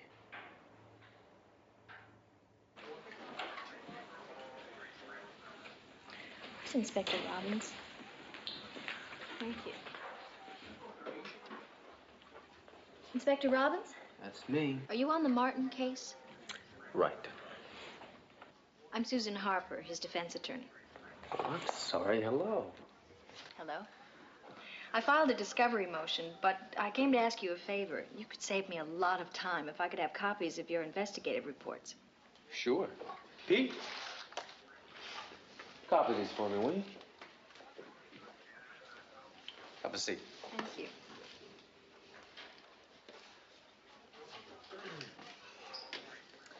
Well, while we're waiting, what have you got on him? Who? Billy Martin. Oh. Well, we have enough to take him to trial, and it's building all the time. For instance? For instance, his prints were found all over her apartment. He had a ring that belonged to her. $200 were stolen from her apartment. He turns up with exactly that amount. Well, it's the story of my life. Rats. I get all the weak cases. Sounds like you've got it all locked up. Well, he could be telling the truth, but I doubt it. Why is that? Instinct. Besides, he's got a list of priors a mile long. You mean if he were just John Doe, former quiz kid with a leather sweater, your instincts might be different? Well, something like that, right. Thanks, Pete. Here you are. Well, thanks for the copies. You're welcome. And I'll see you at the prelim, Inspector. Dan. Name's Dan. Dan. Hi, Susan. How's it going? Fine, Mike, just fine. What was she doing here? She's on the Martin case. Poor kid, I feel sorry for her. She doesn't have a chance. You feel sorry for her. Live and learn. Miss Rhodes, you also stated in our conversation that the deceased would never have given the defendant the ring in question. Why is that? Because it was left to her by her mother. I see. You mean it had sentimental value. Yes. That's a lovely cameo you're wearing, Miss Rhodes. May I ask where you got it? Well, the fact is that... The fact is that Valerie Foster gave it to you from her mother's collection. Isn't that right? Yes. So much for sentimental value. Thank you. You may step down. Do you have any more witnesses? Yes, one, Your Honor. I'd like to recall a prosecution witness, Inspector Dan Robbins.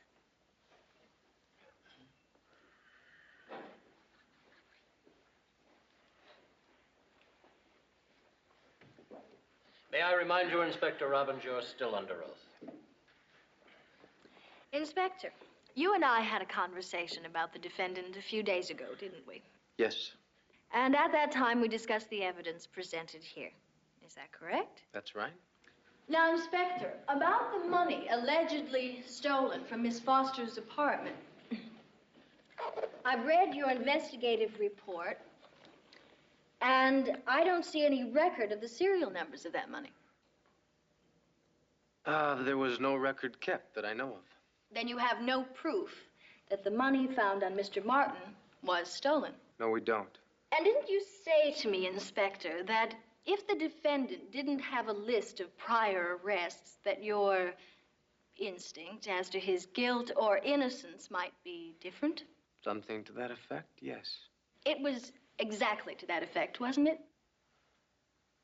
How did she ever get you to say that? It was a private conversation. Daniel, you have been had.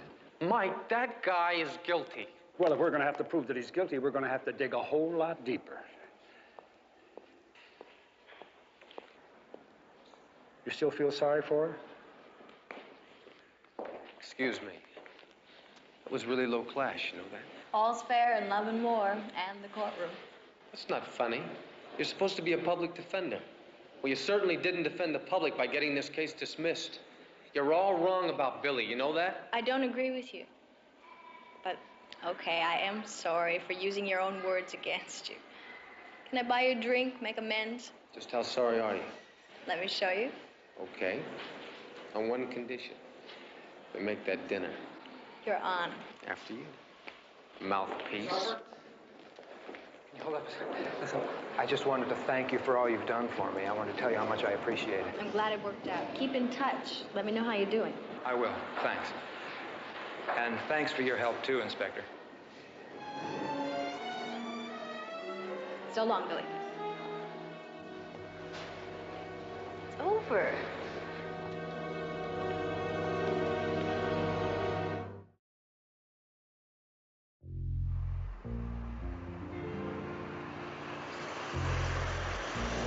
Thanks, Mario. See you around. You bought dinner, dessert's on me. This is Mario's secret syrup. You won't find Italian ices like this anywhere in the city. It's good. Nice neighborhood. Hey, don't knock it. I grew up here. You're kidding. I would never kid a cop. Forgiveness is a virtue. Yeah, I keep telling myself that. That's where I used to go to church. It's gone now. This is Mr. Murphy's market. My mother used to send me here when we were behind on our bill because she knew he'd never done me for it. Of course not. Not poor little innocent Harper the Hatchet. Cut it out. Sorry, I couldn't resist. This is where I used to study tap dancing. That's great. This neighborhood didn't used to be like this, not so bad. Still, it was pretty tough. How about you? Oh, private schools, camp in the summer. Camp? Our highlight of the whole summer was if the water hydrant broke. Really? That's too bad. Getting out in the woods and camping is one of the greatest experiences you can have. In fact, I'm going up the coast this weekend to do a little fishing. I know this incredible secluded cove. How'd you like to go? Me? Yeah, you might really enjoy it. You think so? It would be a whole new experience for you. Okay, we're coming right over. Robinson is back. He was cooped up in a motel room in Vegas with the flu. Let's go. Am I keeping you awake? No. Burning the candle at both ends, huh? Susan. She's very special. We're going camping this weekend. Susan Harper in the wilds? I'd like to see that. Want to come along? What would you say if I said yes? I'd die. I wouldn't want you to die. I was just coming out of my front door when he came barreling down the hall and knocked me down. Well, where did he come from? Out of Valerie Foster's apartment. Do you remember what he looks like? Oh, sure. He didn't even stop to apologize. He was medium, tall, young, 20s, good looking. What was he wearing? A wool cap and a jumpsuit like mechanics and plumbers wear, you know. It was blue. You mean like this? Yeah, like that.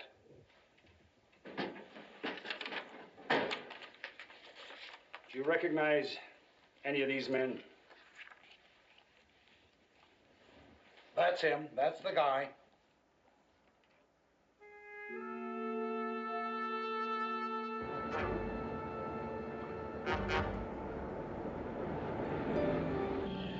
Will you think about our trip to Lake Tahoe? Yeah, listen, Yvonne, I think it's a great idea.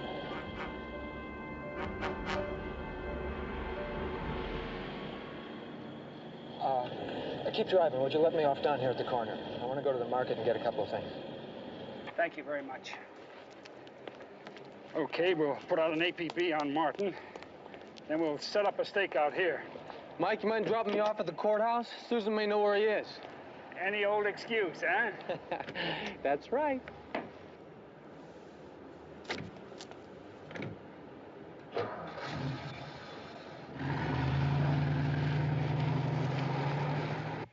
I want you to go out and buy yourself a dress for the hearing with a neck up to here and way down past your knees. You understand? And I want you to wash your hair so you look like you just stepped out of your English class at Bennington. Where? Bay City High. Okay? Miss Harper, I know you work miracles, but even you can't change a junkie hooker into Mary Poppins. Do your best. Okay, I will. I promise. I don't know whether to give you an Academy Award or a shovel. You're just in time to help me buy some clothes for the weekend. Hey, it's still on, isn't it? I hope so. Susan, there's an APB out on Billy Martin. Do you know where he is? No. Have you heard from him? No, I haven't. What's wrong? We've got an eyewitness who can tie him to Valerie Foster's murder. Positive ID. I don't believe it. Believe it, it's true. I want to see a copy of the witness's statement. Of course. So you tell me. Is the weekend still on? You sure don't make it easy, Buster.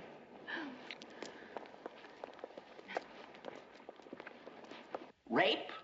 Me? I'd be flattered if I weren't so upset. Excuse me, Mr. Swafford, my mind was wandering. It says here you stole her shoes? She left them under my bed.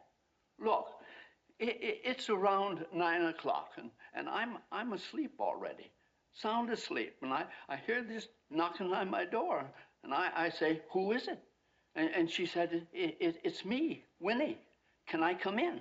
And I said, sure. After all, we both live in the same home for senior citizens. And besides, I figured that maybe she couldn't sleep or something. She just wanted to talk. So what could happen? What did happen? Well, before you could blink an eye, she was giving me a kiss and undoing the top button of my pajamas. Now, if there was any rape involved, she was the one that was doing it, not me. And is it my fault if she got so excited she forgot her shoes? That Winnie, she's getting senile. Excuse me, just 1 minute, Mr. Swafford. The cops are at my place again. I just saw them. Now what's going on? They've got a warrant out for your arrest. For what? They've got an eyewitness. He says he saw you running out of Valerie Foster's apartment the day she was murdered. That's a lie. They've sent over his sworn statement. I've read it. Well, I don't care what it says. If anybody saw me there, it was the night I spent with her. Somebody's just got their dates mixed up or something. Okay, if somebody's got their dates mixed up, we'll straighten that out. Meanwhile, you've got to turn yourself in. No. Now, this is just another setup. Can you see that? Billy, I'm almost through here. Come on, sit down. Sit down. Wait for me. I'll drive you over to headquarters myself.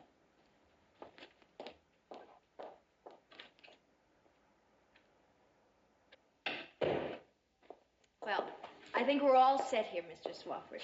If my daughter ever hears about this... Oh, your daughter won't hear about it. I think the whole thing will be dismissed as soon as we get the psychiatrist's report on Winnie. You do? Sure. Oh. Now, you go home and you get some rest, and I'll see you in court on Monday, okay? That Winnie, she's a holy terror. Tell you.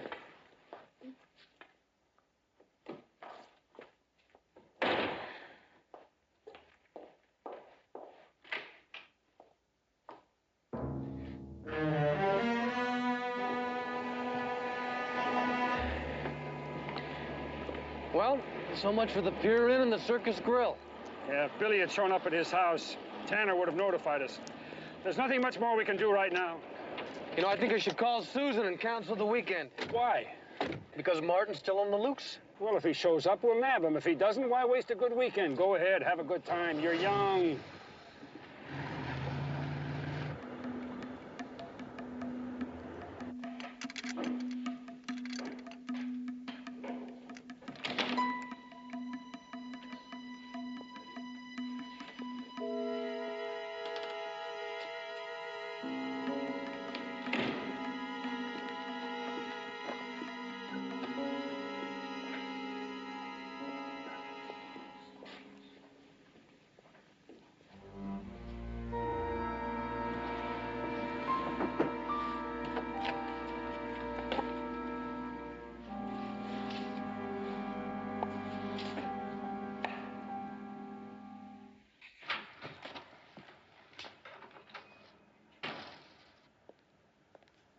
Sorry I kept you waiting. Where have you been? Well, you want to know the truth? I was sitting on top of a big building downtown. I was seriously thinking of jumping off. Oh, Billy. You want anything? You want some coffee? Why did you call me? Why haven't you turned yourself in? Because I'm scared. Somebody down there's trying to get me. Billy, don't you know the longer you hide out, the guiltier you look? Oh, this is great. Now you're turning against me, too. You think I'm guilty now? Billy, if you were guilty, you wouldn't be sitting here now. You'd be in another state already. Oh, rats, it's after 12. I've got to be up at the crack of dawn. Billy, please, you've got to turn yourself in. I know. You want me to drive you over? No. Thanks. I think I'd like to walk the last mile by myself.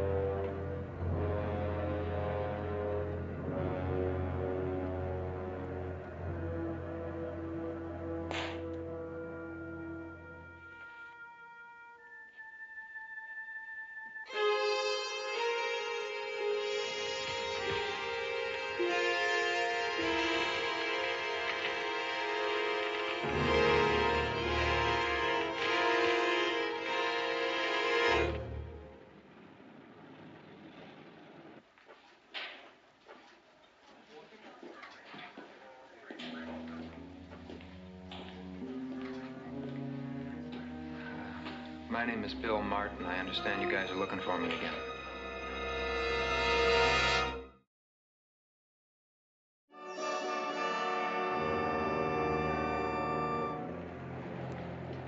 Well, what did you make of it, Walter? I've sent some samples over to the arson lab. We should have a report soon.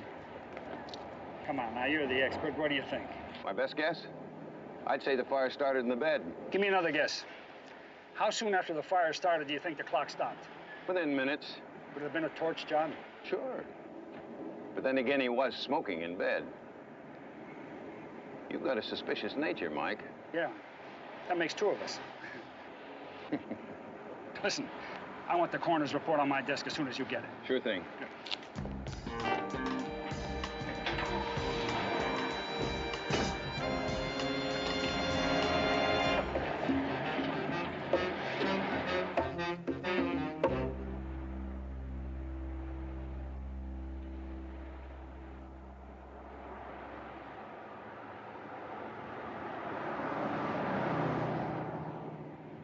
Well, what if Kim is a junkie and a hooker? You want to know something?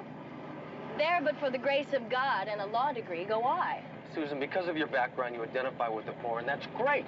But who do you think you are, the Statue of Liberty? Well, and who do you think you are, super cop? Posing as mild-mannered Clark Kent to protect the innocent as long as they are upper middle class, Caucasian, and have never stolen a hubcap. Boy, you got me wrong. Yeah, well, you're wrong about Billy Martin. We'll see about that on Monday. Right. At this rate, we're not going to make it to Monday, Lois. I think you're right about that, Clark.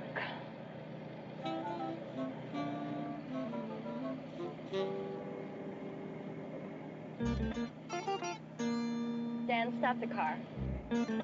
Stop the car.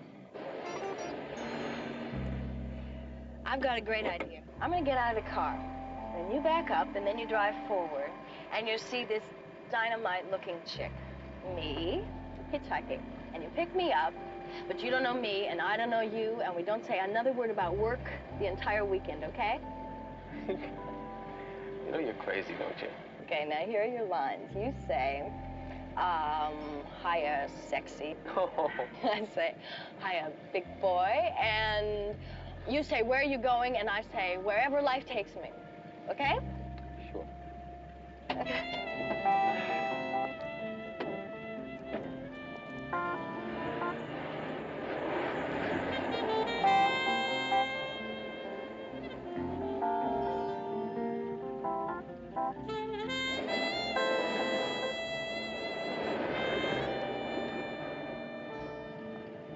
Hiya, sexy.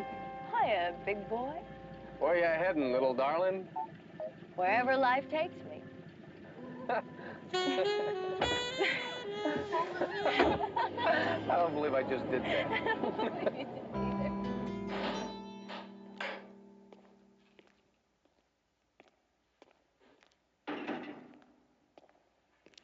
Where were you last night? Right here. Now, you know what I mean. Between 11 and midnight. I was with my lawyer. Just go ask her. You can bet on it.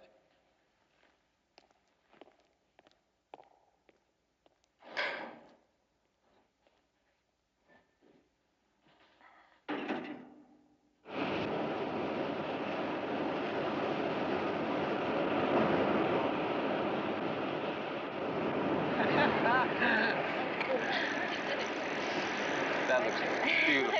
Just beautiful. Okay, I'm gonna try it again. Okay, keep your tip up. Okay. Hey, I've got something. I've got something. Hold on to it. Hold on. Oh, let it go.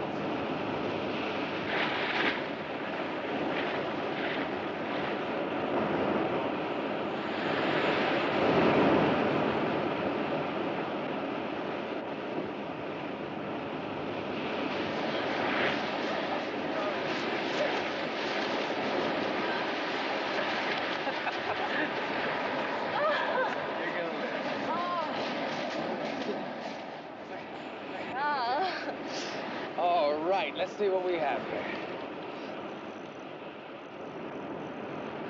Must be a big one.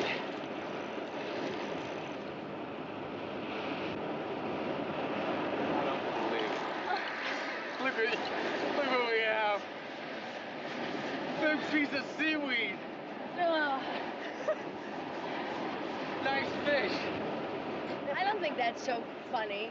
I don't believe it. We better get you out of these clothes before you catch cold. City brat.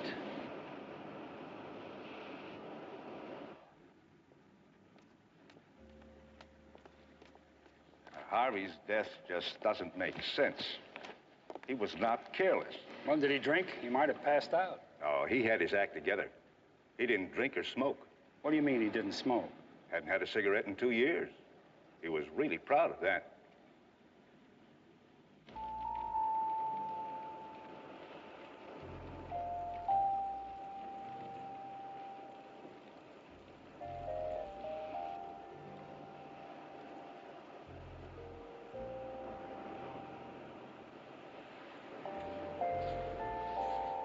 Ready?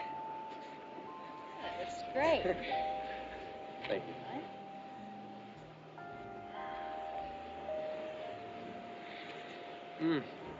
It's terrific. Aren't you gonna eat? I'm not hungry. Why not? Because I didn't catch one. Also flunked hiking and mountain climbing. I guess I'm not very good at anything. It's not necessarily true.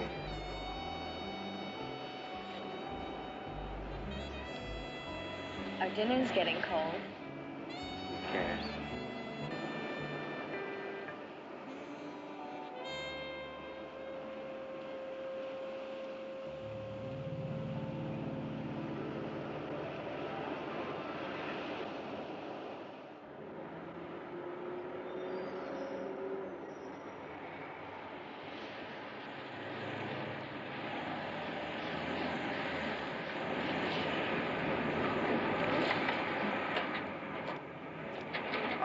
fellas, let's go. Come on.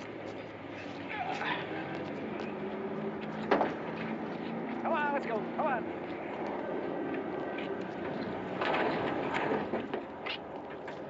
Okay.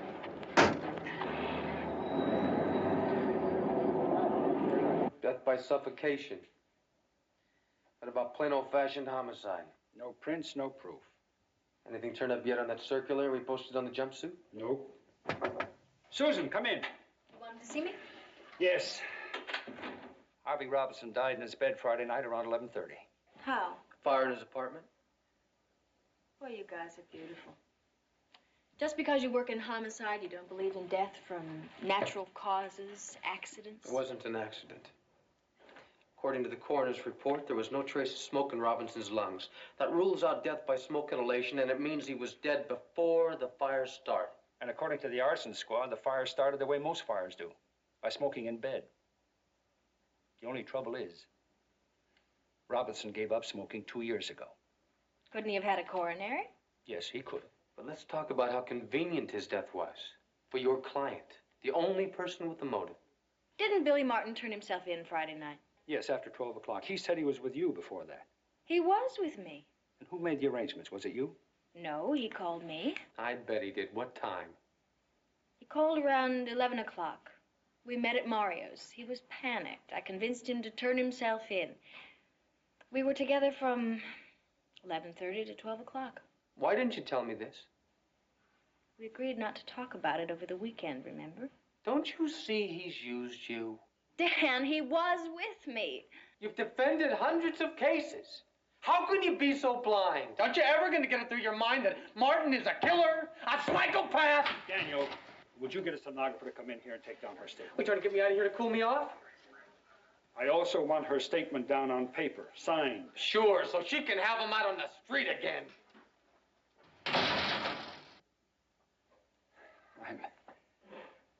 I'm sorry it turned out this way. What can I say? It's an occupational hazard. I deal in facts, Mike. You've kept my client for 48 hours now. You have to let him go. That's the law. You're right. Mike, Billy couldn't have killed Harvey Robinson. He didn't even know his name. Susan, I can't prove this. But here's how I see it. Now, mind you, I said I couldn't prove it. But I think Billy Martin is smart enough to set you up. You mean as an alibi? Mm-hmm. Suppose he planned this murder right from the start. He's with you between 11:30 and 12 o'clock. Then he goes to Robinson's house and kills him. He sets the clock back to 11:30, and then he lights a match to the place. That's simple. As far as getting his name is concerned, well, that's no problem. You know that. You can't prove it. I told you I couldn't prove it. But if it's true, then you've got a psychopathic killer on your hand. Susan, I'm thinking about you. I am trying to alert you. Now you think about it.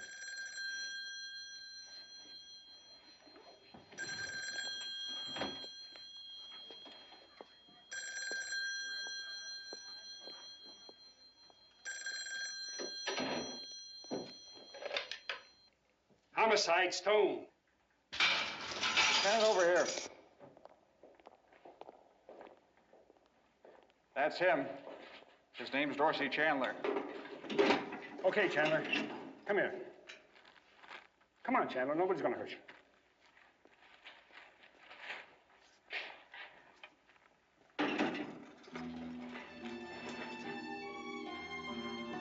Where did you get this jumpsuit?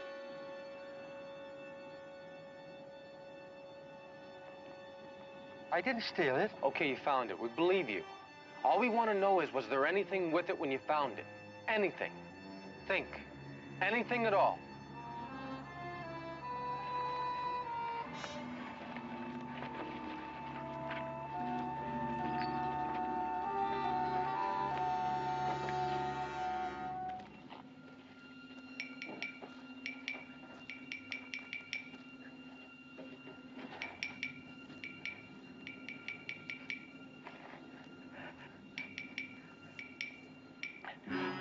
Only this. I swear. Mr. Dorsey, you are a gentleman and a scholar.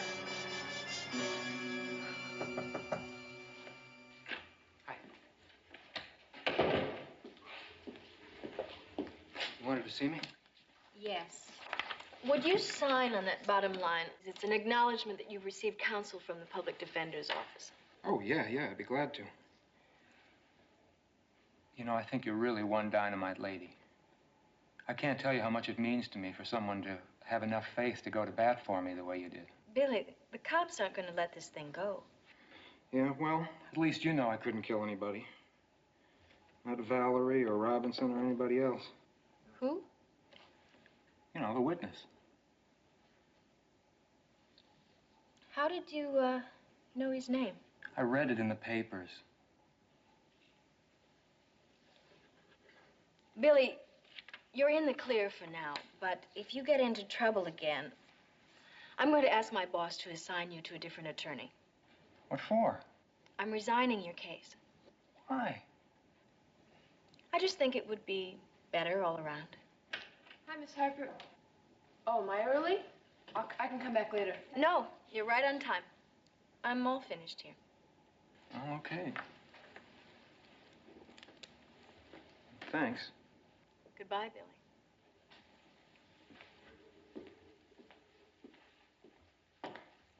How do I look? Mary Poppins? Couldn't be popsier. Would you close the door, please? This will just take 1 minute.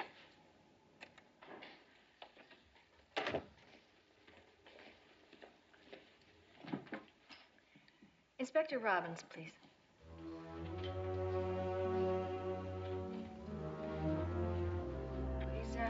Is Lieutenant Stone there? Oh, well, would you leave a message for them, please? It's very important. Tell them Susan Harper called and that I'm resigning from the Billy Martin case. Yes, that's it. Would you have one of them call me at my office, please? I'll wait here for the call. Thank you. Are you okay? Oh, sure, honey, I'm fine.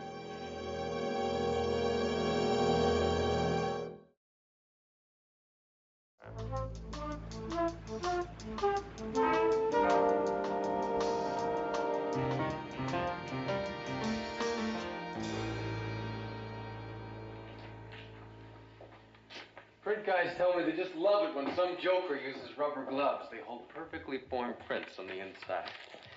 These are Billy's prints from Valerie Foster's apartment, and these are from the gloves. Perfect match.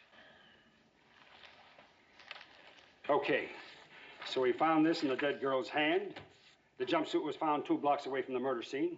In the pockets were a jimmy, ski mask, wool cap, and these. That does it. What's troubling you? Oh, I guess this is one time I've got mixed feelings. This is no time for mixed feelings. Come on, let's pick them up.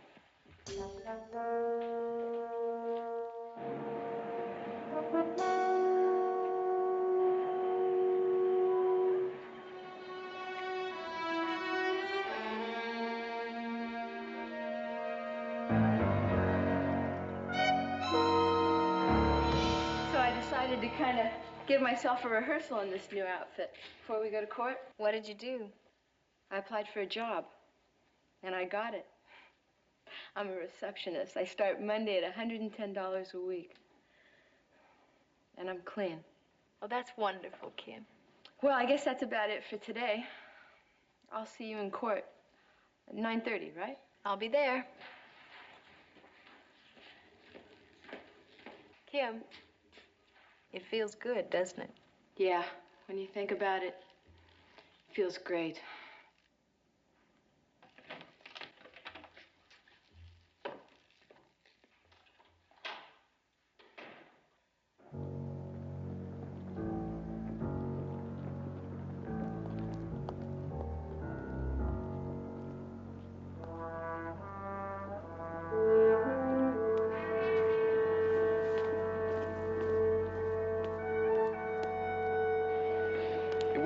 Town, he thinks he's off the hook. So where is he? Well, we've got a stakeout on his house, an APB working. Spence and Jones are at the Circus Grill. We can't cover every singles bar in the city. Inspectors 8-1, this is headquarters. Inspectors A1, go ahead. Mike, you got a call from a Susan Harper. Did you receive?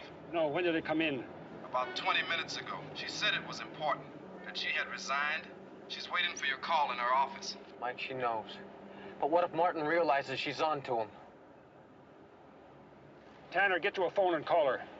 Tell her to lock all her doors. We're on the way.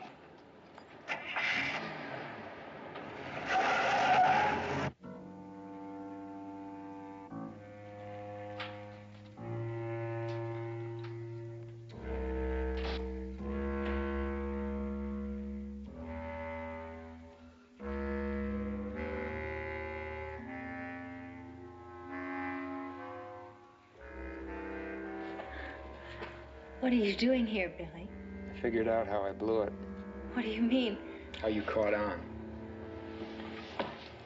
Found out there was a news story about Harvey Robinson, but all it said was that this guy died in a fire.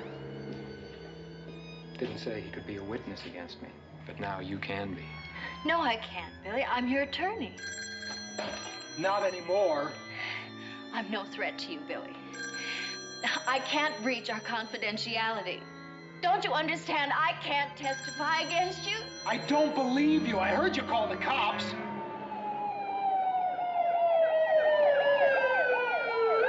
She may need help.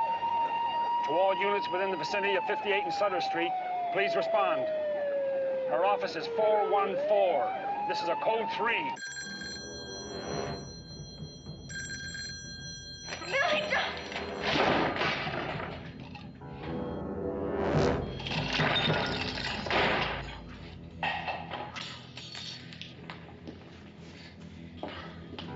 I don't know how I get into this mess. It just doesn't seem to stop. It's got to stop somewhere, Billy. I know!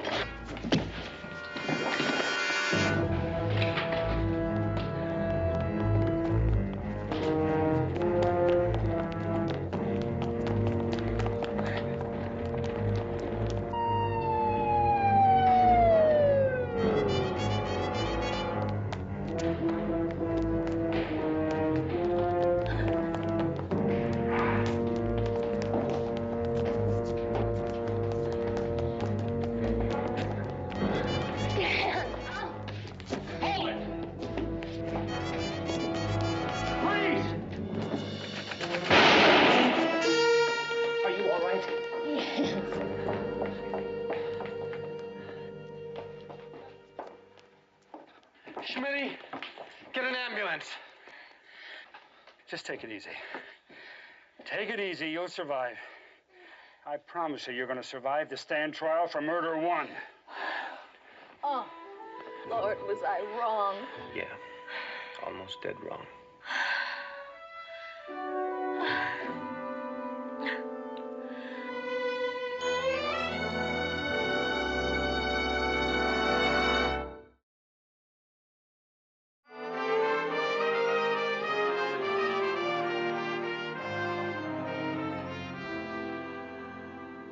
Homicide, 1 count attempted homicide. How does the defendant plead? Not guilty, Your Honor. You'll be held in custody to await trial. Bail denied. I'll see you in court.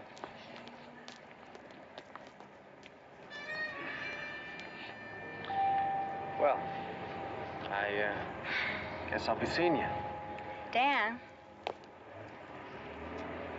would you like to try again? I don't think I could live through it. But listen, I've got this great idea. Let's pretend that you walk into this bar and you see me sitting there alone in a low-cut black dress waiting for something, someone. Our eyes meet, and though we're perfect strangers, no words are necessary. I get up from my table to walk over to you. Our eyes are locked together, our hearts are pounding. And I trip over a chair. I'll see you in court.